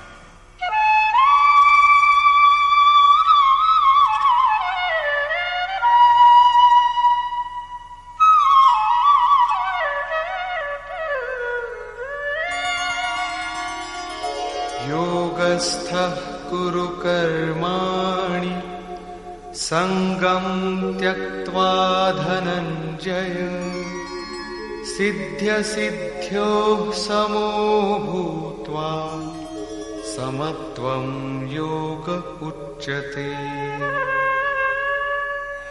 हे धनंजया, कर्मफलाची आसक्ती सोडून, अभिलाषा सोडून यशापयशाविषयी समतोल बुद्धी ठेवून तू कर्म कर. कोणतं कर्म? तर निष्काम कर्म कर. समत्वम योग उच्यते, म्हणजे मनाच्या या समतोलपणालाच योग असं म्हणतात. ज्या कर्माविषयी मनात विषम भावना नाही त्याला समबुद्धी असं म्हणतात.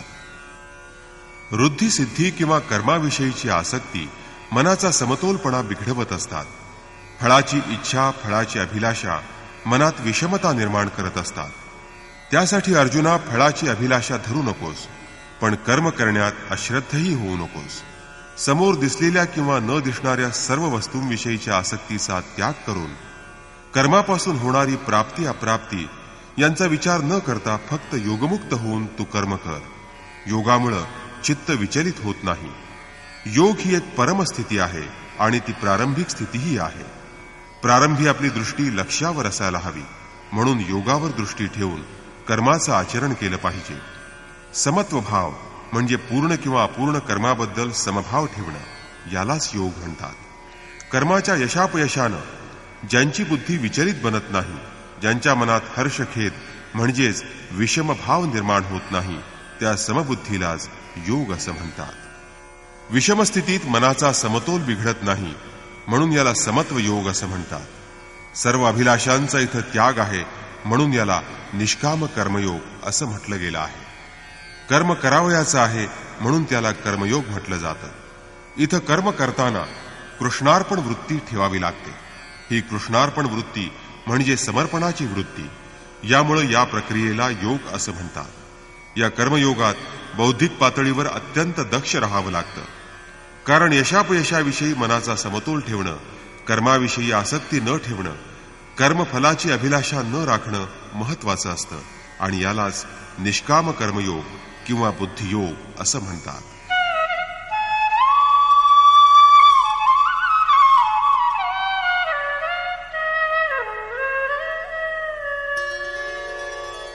दूरेण ह्यवरं कर्म बुद्धियोगात् धनञ्जय बुद्धौ शरणमन्विच्छ कृपणाः फलहेतवः. हे धनंजया, अवरम कर्म म्हणजे निकृष्ट कर्म. हे निकृष्ट कर्म म्हणजेच आसक्तीयुक्त कर्म. ते बुद्धियोगापासून फार दूर आहे. फलाची अभिलाषा ठेवणारे कृपण असतात. ते आज्ञामध्ये परमाज्ञामध्ये कधीच रत होत नाहीत. तेव्हा समत्व बुद्धियोगाचा आश्रय कर. अरे, इच्छेप्रमाणे फळ मिळालं तरी त्यात कल्याण कुठून असणार? साधकानं तर मोक्षाचीही अभिलाषा ठेवता कामा नये. कारण वासनांपासून मुक्त होणं यालाच तर मोक्ष म्हणतात. फलप्राप्तीच्या चिंतनानं साधकाचा वेळ वृथा वाया जातो आणि फल प्राप्त झाल्यावर त्यामध्येच साधक गुंतून पडतो. त्याची साधना तिथंच समाप्त होते. मग पुढं तो भगवंताचं भजन पूजन काय करणार? तिथूनच तो विचलित होतो, कुमार्गाला लागतो.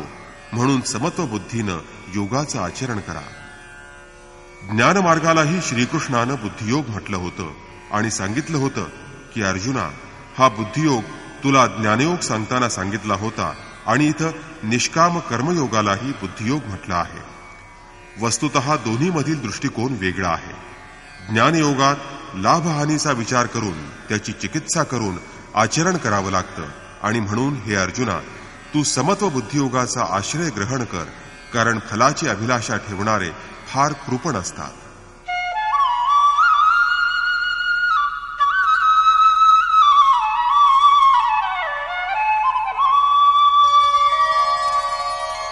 बुद्धियुक्तो जहातीह उभे सुकृत दुष्कृते तस्माद्योगाय युज्यस्व योग कर्मसु कौशलम्. साम्य बुद्धीनं युक्त असणारे पुरुष या लोकीच पाप आणि पुण्य या दोन्ही गोष्टींचा त्याग करतात. ते त्यात बद्ध होऊन राहत नाहीत. म्हणून तू बुद्धियोग संपादन करण्यास तयार हो. योगः कर्मसु कौशलम म्हणजे कर्माचरणात समत्व बुद्धिरूप योग साधणं हे खरं कौशल्य आहे. या जगात कर्म करण्याच्या दोन पद्धती रूढ आहेत. लोक कर्म करून फलाची अपेक्षा करतात किंवा फल मिळालं नाही तर ते कर्म करूच इच्छित नसतात. योगेश्वर श्रीकृष्णांनी या प्रकारच्या कर्मांना बद्धकारक समजलं असून आराधनेला ते एकमात्र कर्म समजत आहे. या अध्यायात त्यांनी कर्माचा केवळ उच्चार केला आहे. 3ऱ्या अध्यायातील सुरुवातीच्या श्लोकात त्याची परिभाषा दिली आणि 4थ्या अध्यायात कर्माचं स्वरूप विस्तारानं सांगितलं आहे. प्रस्तुत श्लोकात श्रीकृष्णांनी सांसारिक परंपरेनं युक्त असणारं कर्म बाजूला ठेवून कर्म करण्याची कला सांगताना म्हणतात, तुम्ही अत्यंत श्रद्धायुक्त भावनेनं कर्म करा, परंतु फलाचा मात्र स्वेच्छेनं त्याग करा. मग कर्म कुठं जाईल? कर्म करणाऱ्याचं हे तर कौशल्य आहे. निष्काम साधकाची समग्र शक्ती अशा प्रकारची कर्म करण्यात खर्च होत असते. आराधना करायला शरीराची गरज असते, परंतु केवळ कर्मच करायची काय? ही जिज्ञासा सुद्धा स्वाभाविक आहे. अन्यथा सदैव कर्मच करायचं की त्याचा काही परिणामही असू शकतो.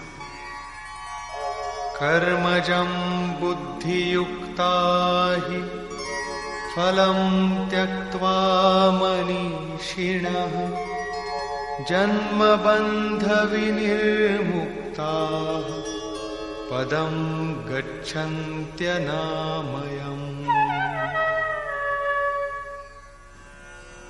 अरे, बुद्धियोगी असे ज्ञानी पुरुष भौतिक कर्मापासून निर्माण झालेल्या फलाचा त्याग करून जन्म मरणाच्या बंधनातून मुक्त होतात आणि अत्यंत निर्दोष दुःखरहित असं अमृतमय स्थान प्राप्त करतात.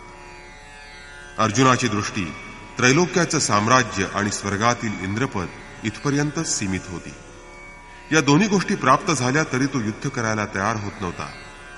इथं श्रीकृष्ण एक नवीन गोष्ट त्याला सांगतात की आसक्तीरहित कर्माद्वारा अनामय दुःखाच्या पलीकडील ब्रह्मानंद देणारं असं पद प्राप्त होतं.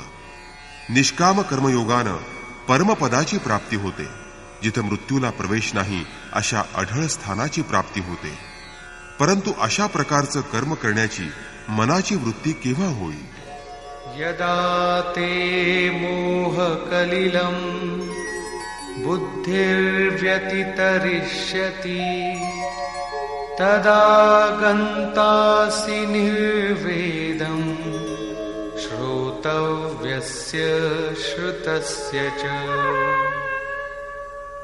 हे अर्जुना, जेव्हा तुझी अर्थात साधकाची बुद्धी मोहरूपी दलदलीतून बाहेर पडेल, जेव्हा तिला धन, संतती आणि प्रतिष्ठा यांचा लेशमात्र मोह राहणार नाही, या सर्व गोष्टींबाबत असणारी आसक्ती नाहीशी होईल, त्यावेळी जे ऐकण्यास योग्य आहे ते तू ऐकू शकशील. तसंच ऐकलेल्या तत्वानुसार तुझ्यात वैराग्य भावना निर्माण होईल. त्याप्रमाणे तू आचरण करू लागशील. अजूनही जे ऐकण्यास योग्य आहे ते तू ऐकू शकत नाहीस, मग आचरण करण्याचा तर प्रश्नच नाही. तेव्हा ही योग्यता केव्हा प्राप्त होईल हे सांगताना श्रीकृष्ण म्हणतात,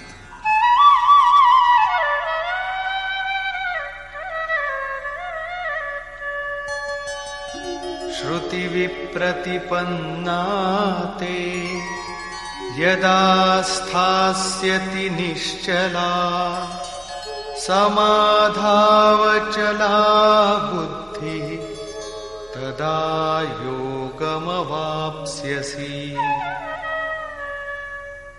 अनेक प्रकारच्या वेदवाक्यांमुळं आणि वेदातील कर्मफलांच्या श्रवणामुळे विचलित झालेली, चंचल झालेली तुझी बुद्धी जेव्हा निश्चल होऊन परमात्म स्वरूपाच्या ठिकाणी, समाधी सुखाच्या ठिकाणी स्थिर होईल, तेव्हा तुला बुद्धियोगाची प्राप्ती होईल. ज्याला अनामय परमपद म्हणतात ती समत्व स्थिती तुला प्राप्त होईल. हीच योगातील परमस्थिती आहे आणि हीच अप्राप्याची प्राप्ती आहे. वेदांपासून ज्ञान तर प्राप्त होतच, परंतु श्रीकृष्ण म्हणतात, श्रुतिविप्रतिपन्ना, वेदातील अनेक सिद्धांत, कर्मफल ऐकून बुद्धी विचलित होते. सिद्धांत तर अनेक जण ऐकतात, पण जे ऐकणं योग्य आहे ते मात्र लोक ऐकत नाहीत. अशी ही चंचल बुद्धी जेव्हा समाधी सुखाच्या ठिकाणी स्थिर होईल, तेव्हा तुला योगातील सर्वोच्च असं अमृतपद प्राप्त होईल. श्रीकृष्णाच्या या बोलण्यानं अर्जुनाची जिज्ञासा जागृत होणं स्वाभाविक होतं. समाधी सुखाची प्राप्ती करून घेणारे महापुरुष कसे असतात? त्यांची बुद्धी स्थिर असते म्हणजे कशी असते? स्थितप्रज्ञ कोणाला म्हणायचं? अर्जुनाच्या मनात अशी जिज्ञासा निर्माण झाली, म्हणून त्यानं प्रश्न केला. अर्जुन उवाच,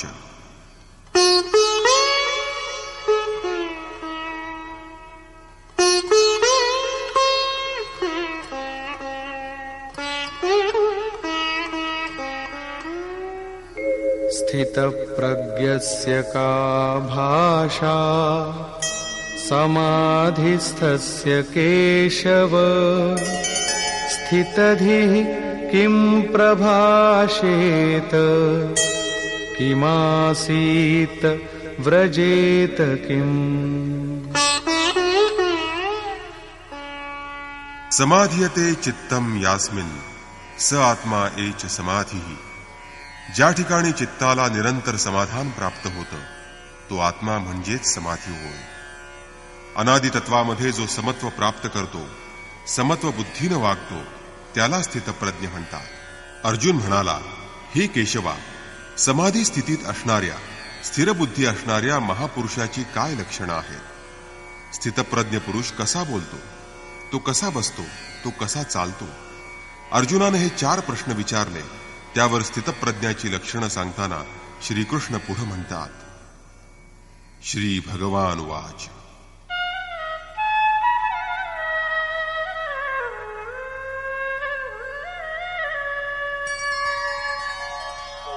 प्रजहाति यदा कामान् सर्वान् पार्थमनोगतान् आत्मन्येवात्मना तुष्टः स्थितप्रज्ञस्तदोच्यते। हे पार्था, मनुष्य जेव्हा मनामध्ये असलेल्या सर्व इच्छांचा त्याग करून तो आपल्या स्वस्वरूपाच्या ठिकाणी संतुष्ट असतो, अशा व्यक्तीला स्थितप्रज्ञ असं म्हणतात. सर्व वासनांचा त्याग केल्यानंतरच आत्म्याचं दर्शन होतं, अशा स्थिर बुद्धीच्या पुरुषाला स्थितप्रज्ञ असं म्हणतात. मनामध्ये असलेल्या इच्छांचा त्याग केल्यानंतर आत्म्याचा साक्षात्कार होत असतो, अशा आत्माराम आत्मतृप्त महापुरुषाला स्थितप्रज्ञ म्हणतात. दुःखेष्वनुद्विग्नमनाः सुखेषु विगतस्पृहः वीतरागभयक्रोधः स्थितधीर्मुनिरुच्यते. दैहिक, दैविक आणि भौतिक दुःखांनी ज्याचं मन विषण्ण होत नाही, सुख प्राप्त झाली असता जो त्यांच्याविषयी निरीच्छ असतो आणि ज्यांचे मोह, भय, क्रोध हे नष्ट झालेले असतात, मानसिक तर्क करण्याचा टप्पा ज्यानं ओलांडलेला असतो, अशा पुरुषाला स्थितप्रज्ञ मुनी म्हणावं. स्थितप्रज्ञाची अन्य लक्षणं सांगताना श्रीकृष्ण म्हणतात, यः सर्वत्रानभिस्नेहः तत्तत्प्राप्य शुभाशुभम् नाभिनन्दति न द्वेष्टि तस्य प्रज्ञा प्रतिष्ठिता. जो पुरुष सर्वत्र स्नेहरहित झालेला असतो, म्हणजे जो सर्व गोष्टीत अनासक्त असतो, शुभ किंवा अशुभ प्राप्त झालं असता ज्याला आनंद किंवा विषाद होत नाही, त्याची बुद्धी स्थिर झाली असं समजावं. जे परमात्म स्वरूप आहे, जे मनाला परमात्म्याची आस लावतं, ते शुभ, आणि जे जड प्रकृतीकडे नेतं, मनाला आसक्त करतं, ते अशुभ आहे असं समजावं. परंतु स्थितप्रज्ञ पुरुष मात्र सानुकूल परिस्थितीनं ना प्रसन्न होतो, ना प्रतिकूल परिस्थितीनं तो विषण्ण बनतो. कारण प्राप्त होणाऱ्या वस्तू त्याला स्वतःपेक्षा भिन्न वाटत नाही, कारण त्याविषयी तो संपूर्ण निरीच्छ झालेला असतो. तर पतित करणारे विकारही त्याला विचलित करू शकत नाहीत, म्हणजेच साधनेचं त्याला आता काही प्रयोजन उरलेलं नसतं. अशा व्यक्तीलाच स्थितप्रज्ञ म्हणतात.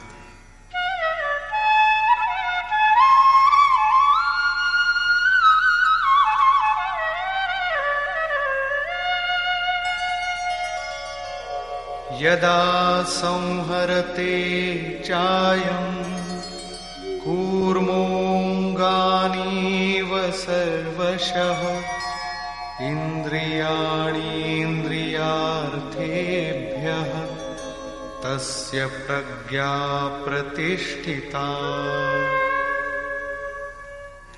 ज्या प्रकारे कासव आपल्या अवयवांना आवरून घेऊ शकतं, त्याप्रमाणे स्थितप्रज्ञ व्यक्ती स्थिर असल्यामुळं आपल्या चंचल इंद्रियांना सर्व बाजूंनी आवरून घेऊ शकते. पुढं धोका दिसताच, संकट दिसताच कासव ज्याप्रमाणे आपलं डोकं आणि पाय आवरून घेतं, त्याप्रकारे तो पुरुष विषयांमध्ये आसक्त होणाऱ्या आपल्या इंद्रियांना सर्व बाजूंनी आवरून घेऊन आपल्या हृदयरूपी देशात त्यांना बंदिस्त करून ठेवतो. त्यावेळी त्याची बुद्धी स्थिर असते. परंतु कासवाचं इथं फक्त उदाहरण आहे, कारण संकट टळताच कासव आपली इंद्रिय पुन्हा पसरून असतं. मग स्थितप्रज्ञ महापुरुष पुन्हा विषयात आसक्त होतो का? यावर श्रीकृष्ण म्हणतात, विषया विनिवर्तन्ते निराहारस्य देहिनः रसवर्जं रसोऽप्यस्य परं दृष्ट्वा निवर्तते. विषयांपासून इंद्रियांचा निग्रह करणाऱ्या पुरुषाचे विषय निवृत्त होतात, कारण त्या विषयांचं तो ग्रहण करीत नाही. परंतु त्याची विषयांबद्दल असणारी गोडी मात्र नाहीशी होत नाही, ती मनात चळवळत असते. पण विषयांपासून सर्व इंद्रियांना आवरून घेणाऱ्या निष्कामी पुरुषाला परम दृष्ट्वा, परमतत्व परमात्म्याचा साक्षात्कार होताच ही त्याची गोडीही नाहीशी होते. महापुरुष कासवाप्रमाणे आपल्या इंद्रियांना आवरून पुन्हा पसरत नाहीत, एकदा इंद्रियांना आवरून घेतलं की त्याची प्रवृत्तीच तिथं संपते, संस्कार संपतात, पुन्हा ते उद्भवत नाही. निष्काम कर्मयोगाच्या आचरणाद्वारा परमात्म्याच्या परमसाक्षात्काराबरोबरच त्या पुरुषाची विषयांबद्दल असणारी ओढ नष्ट होत असते. साधारणतः ध्यान मार्गावर मार्गस्थ असणारा साधक हठयोगानं इंद्रियांचा निग्रह करून तो विषयांपासून निवृत्त होत असतो, परंतु त्याच्या मनामध्ये त्याचं चिंतन सुरू असतं. ही त्याची विषयांबद्दलची आसक्ती परम दृष्ट्वा परमेश्वराच्या साक्षात्कारानंतर नाहीशी होते. त्यापूर्वी ती नाहीशी होत नाही. पूज्य महाराज या संबंधीची स्वतःच्या जीवनात घडलेली एक गोष्ट सांगत असत. गृहत्याग करण्यापूर्वी 3 वेळा आकाशवाणी झाली होती. आम्ही विचारलं, महाराज आपल्यासाठी आकाशवाणी का झाली, आमच्यासाठी कधी झाली नाही? तेव्हा महाराज उत्तरले, हो, ई शंका मोडुके भई रही, म्हणजे माझ्याही मनात ही शंका आली होती. मग मला प्रत्यंतर आल्यावर समजलं की गेल्या 7 जन्मांपासून मी साधूच आहे. पहिल्या 4 जन्मात तर मी फक्त साधूचा वेश धारण केला होता. कपाळावर टिळा लावून, अंगाला विभूती फासून, हातात कमंडळू घेऊन मी भ्रमण करीत असे. योगक्रियेची मला काहीच माहिती नव्हती, परंतु गेल्या 3 जन्मांपासून साधू जसा असायला हवा तसा मी साधू आहे. माझ्यात योगक्रिया जागृत होती. गेल्या जन्मापासून मन भवसागर पार होऊ लागलं होतं. विषयांबद्दलची आसक्ती नष्ट होऊ लागली होती, परंतु 2 इच्छा मनात जागृत होत्या. स्त्री आणि गांजा यांचा उपभोग घेण्याची इच्छा अतृप्त राहिली होती. म्हणून मला जन्म घ्यावा लागला. जन्म घेतल्यानंतर थोड्या दिवसांनी देवानं माझ्या अतृप्त इच्छा पूर्ण करून मला निवृत्त केलं. 2-3दा इच्छित गोष्टींचा स्वाद चाखायला दिला आणि मग मला साधू बनवून टाकलं. हीच गोष्ट इथं श्रीकृष्ण सांगतात की इंद्रियांच्या द्वारे विषयभोग ग्रहण न करणारे पुरुष सुद्धा विषयांपासून निवृत्त होतात, परंतु साधनेद्वारा परमपुरुष परमात्म्याचा साक्षात्कार करून घेतल्यानंतर विषयांबाबत मनात असणारी ओढ नाहीशी होते. आणि म्हणून जोपर्यंत त्या परमेश्वराचा साक्षात्कार होत नाही तोपर्यंत कर्म करावं लागतं. रामचरितमानसात म्हटलंय, उरकछु प्रथम वासना रही, प्रभुपद प्रीती सरित सोबही. इंद्रियांना विषयांपासून परावृत्त करणं, आवरून घेणं कठीण आहे. याबाबत श्रीकृष्ण म्हणतात, यततो ह्यपि कौन्तेय पुरुषस्य विपश्चितः इंद्रियाणि प्रमाथीनि हरन्ति प्रसभं मनः.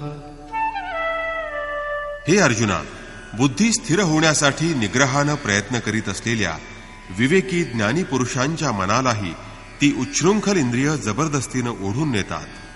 तेव्हा त्यासाठी तानि सर्वाणि संयम्य युक्त आसीत मत्परः वशे हि यस्येन्द्रियाणि तस्य प्रज्ञा प्रतिष्ठिता. अर्जुना, इंद्रियांचं दमन करून योगयुक्त होऊन चित्त माझ्या ठिकाणी समर्पण करून तू मला शरण ये. कारण ज्या पुरुषांची इंद्रिय त्याच्या स्वाधीन असतात त्याची बुद्धी स्थिर आहे असं समज. या ठिकाणी योगेश्वर कृष्ण योगसाधनेत अडसर रूप ठरणाऱ्या इंद्रियांचा निषेध करीत साधनेच्या विधायक पैलूवर भर देत आहेत. केवळ संयम आणि निषेध करून इंद्रिय संपूर्ण स्वाधीन राहत नाहीत, ती संपूर्ण वश होत नाहीत. आणि म्हणून समर्पणाबरोबर त्या परमेश्वराचं इष्टचिंतन सुद्धा अत्यंत अनिवार्य आहे. इष्टचिंतन नसेल तर मनात विषयांचं चिंतन केलं जाईल आणि त्याचे दुष्परिणाम काय होतात ते श्रीकृष्णांच्याच शब्दात पाहू. ध्यायतो विषयान् पुंसः संगस्तेषूपजायते संगात् संजायते कामः कामात् क्रोधोऽभिजायते.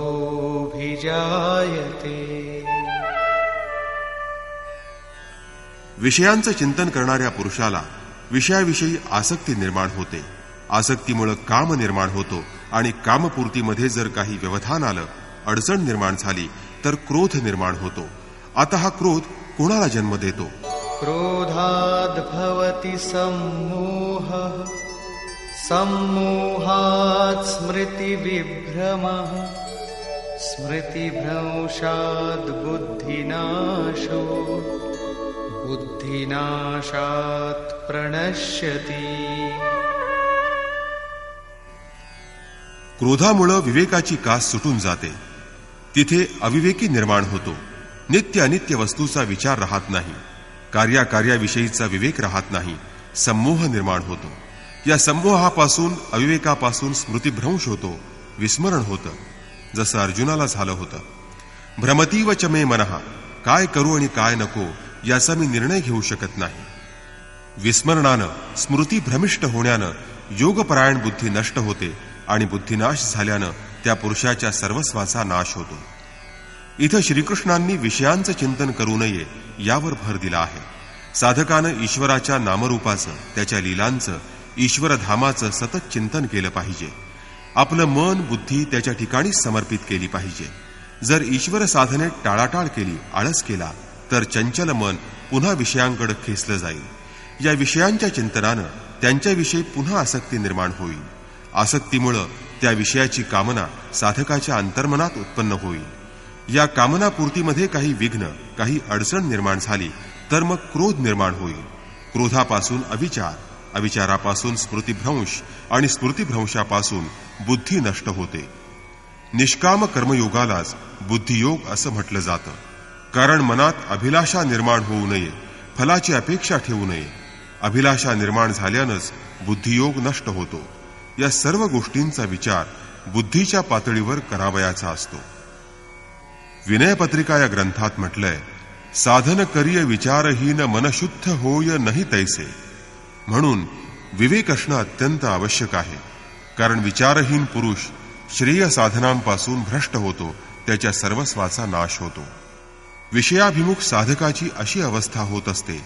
परंतु ज्याची इंद्रिय त्याच्या पूर्ण ताब्यात असतात त्यांना कोणती गती प्राप्त होते हे सांगताना श्रीकृष्ण म्हणतात,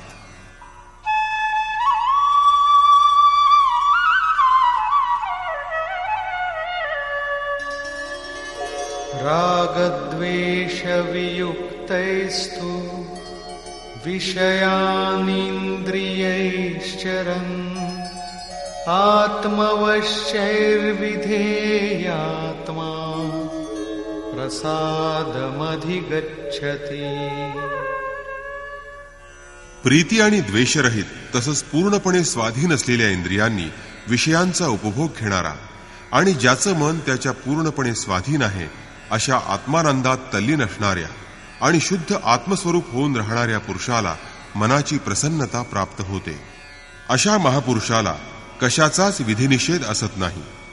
त्याच्यासाठी कोणतीच गोष्ट अशुभ असत नाही की जिच्यापासून त्यानं स्वतःचा बचाव करावा, किंवा ज्या गोष्टीची त्यानं अभिलाषा धरावी अशी काही शुभ गोष्टही त्याच्यासाठी असत नाही.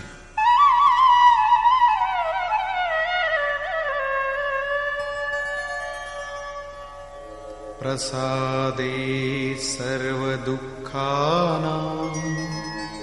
हानिरस्योपजायते प्रसन्नचेतसो याशु बुद्धिः पर्यवतिष्ठते.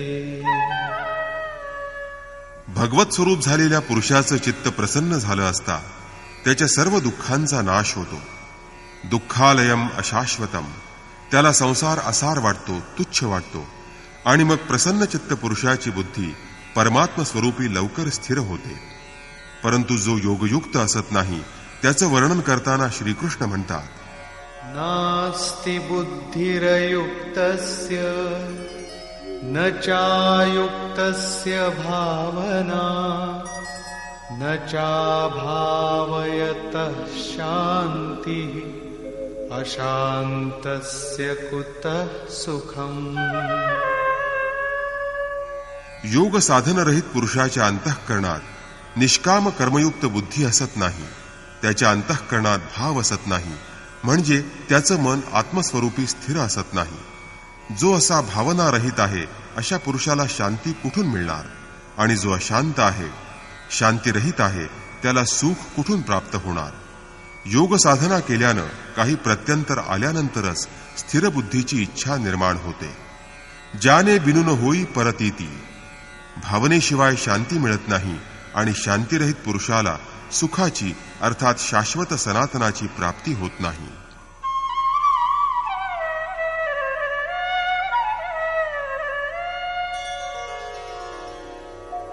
इंद्रियाणां हि चरतां यन्मनोनुविधीयते तदस्य हरति प्रज्ञां वायुर्नावमिवाम्भसि. ज्याप्रमाणे सोसाट्याच्या वाऱ्यानं पाण्यातील नाव भलतीकडेच ओढून नेली जाते, त्याप्रमाणे विषयांच्या मागे धावणाऱ्या इंद्रियांपैकी ज्या इंद्रियाबरोबर मन राहतं ते एक इंद्रिय जरी स्वतःची तृप्ती करण्यात गुंतलं असलं तरी बुद्धीला हरण करतं. म्हणून साधकानं योगाचं आचरण अवश्य करावं. आचरणावर भर देताना श्रीकृष्ण म्हणतात, तस्माद्यस्य महाबाहो निगृहीतानि सर्वशः इंद्रियाणीन्द्रियार्थेभ्यः तस्य प्रज्ञा प्रतिष्ठिता. तेव्हा हे महाबाहो अर्जुना, इंद्रियांच्या विषयांपासून ज्याची इंद्रिय सर्व बाजूंनी आवरून धरलेली असतात त्याची बुद्धी स्थिर आहे असं समजावं. इथं बाहू हे कार्यक्षेत्राचं पराक्रमाचं प्रतीक आहे. परमेश्वराला महाबाहू तसंच अजानुबाहू असं म्हटलं आहे. ईश्वर हातापायांशिवाय सर्वत्र संचार करीत असतो. जो ईश्वर स्वरूप बनतो त्यालाही महाबाहू असंच म्हटलं जातं. म्हणून इथं कृष्णाला आणि अर्जुनाला दोघांनाही महाबाहू म्हटलं आहे.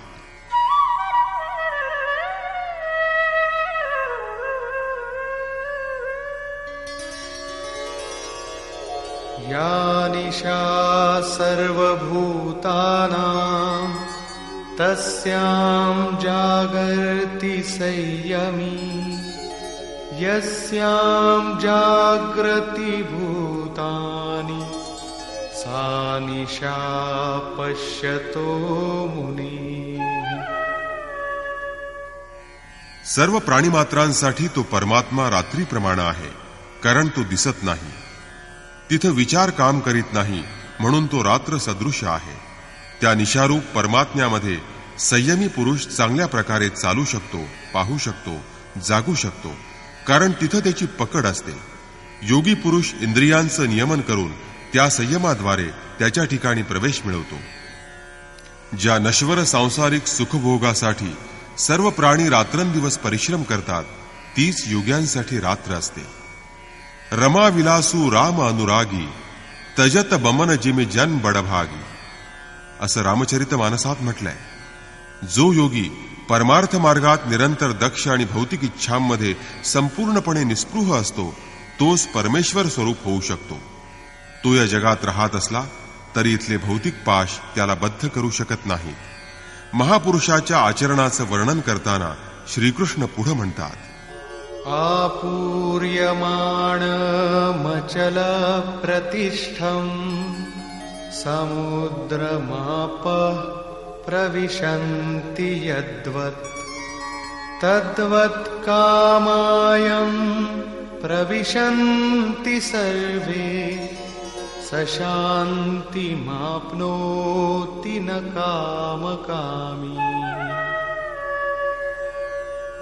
ज्याप्रमाणे पाण्यानं परिपूर्ण असलेल्या समुद्रात नद्यांचं पाणी सर्व बाजूंनी वेगात प्रवेश करतं पण समुद्रावर परिणाम होत नाही, त्याच प्रकारे परमात्म स्वरूपी स्थिर असणाऱ्या स्थितप्रज्ञ पुरुषामध्ये सर्व विकार त्याची शांती विचलित न करता प्रवेश करतात. अशा पुरुषाला परमशांती प्राप्त होत असते. विषयभोगांची अभिलाषा राखणाऱ्याला अशा प्रकारची शांती प्राप्त होत नाही. भयंकर वेगानं सुसाट वाहणाऱ्या नद्या शेतं नष्ट करीत, अनेकांचा बळी घेत, गावं बुडवीत, हाहाकार माजवीत अत्यंत वेगानं समुद्रात प्रवेश करतात. परंतु त्यामुळं समुद्राला भरती येत नाही किंवा तो क्षुब्ध होत नाही. तसंच उन्हाळ्यात नद्या आटून गेल्यानं, समुद्रात त्यांचं पाणी न येण्यानं समुद्राला ओहोटी लागत नाही. त्या प्रकारे स्थितप्रज्ञ मनुष्याचं मन विषयभोगांनी क्षुब्ध होत नाही. उलट ते भोग त्याच्या मनाला समावून जातात. ते त्याच्या मनात चांगली किंवा वाईट कोणत्याच भावना निर्माण करू शकत नाहीत. कारण योगयुक्त पुरुषाचं कर्म अशुक्ल आणि अकृष्ण असतं. ज्या चित्तावर संस्कार होतात ते चित्तच परमात्म स्वरूप झालेलं असतं. मग आता संस्कारक्षम उरलं काय? केवळ या एकाच श्लोकात श्रीकृष्णांनी अर्जुनाच्या अनेक प्रश्नांना उत्तर दिलं आहे. स्थितप्रज्ञ महापुरुषाचं लक्षण कोणतं? तो कसा बोलतो? तो कसा चालतो? या सर्व गोष्टी अर्जुनाला जाणून घ्यायच्या होत्या. तेव्हा या सर्व प्रश्नांचं उत्तर श्रीकृष्णांनी इथं एका शब्दात दिलं आहे. स्थितप्रज्ञ महापुरुष समुद्रासारखा असतो.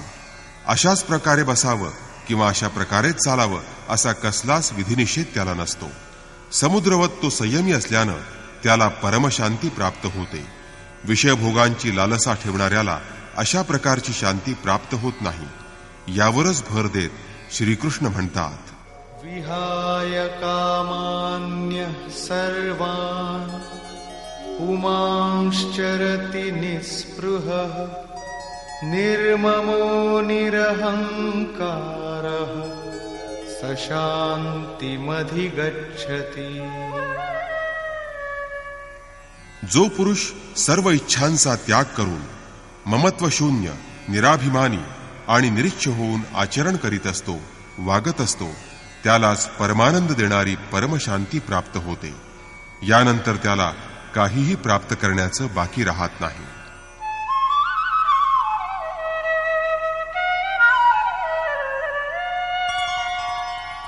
एषा ब्राह्मी स्थितिः पार्थ नैनां प्राप्य विमुह्यति स्थित्वा स्यामन्तकालेऽपि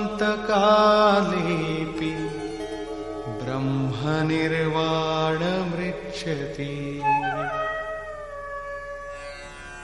पार्था, ही उपरोक्त अवस्था म्हणजे ब्राह्मी स्थिती आहे. समुद्रवत असणाऱ्या महापुरुषामध्ये विषय नदीप्रमाणे सामावून जातात. हा महापुरुष पूर्ण संयमी आणि प्रत्यक्षतः परमात्मदर्शी असतो. अहम ब्रह्मास्मी असं नुसतं म्हणण्यानं ही स्थिती प्राप्त होत नाही.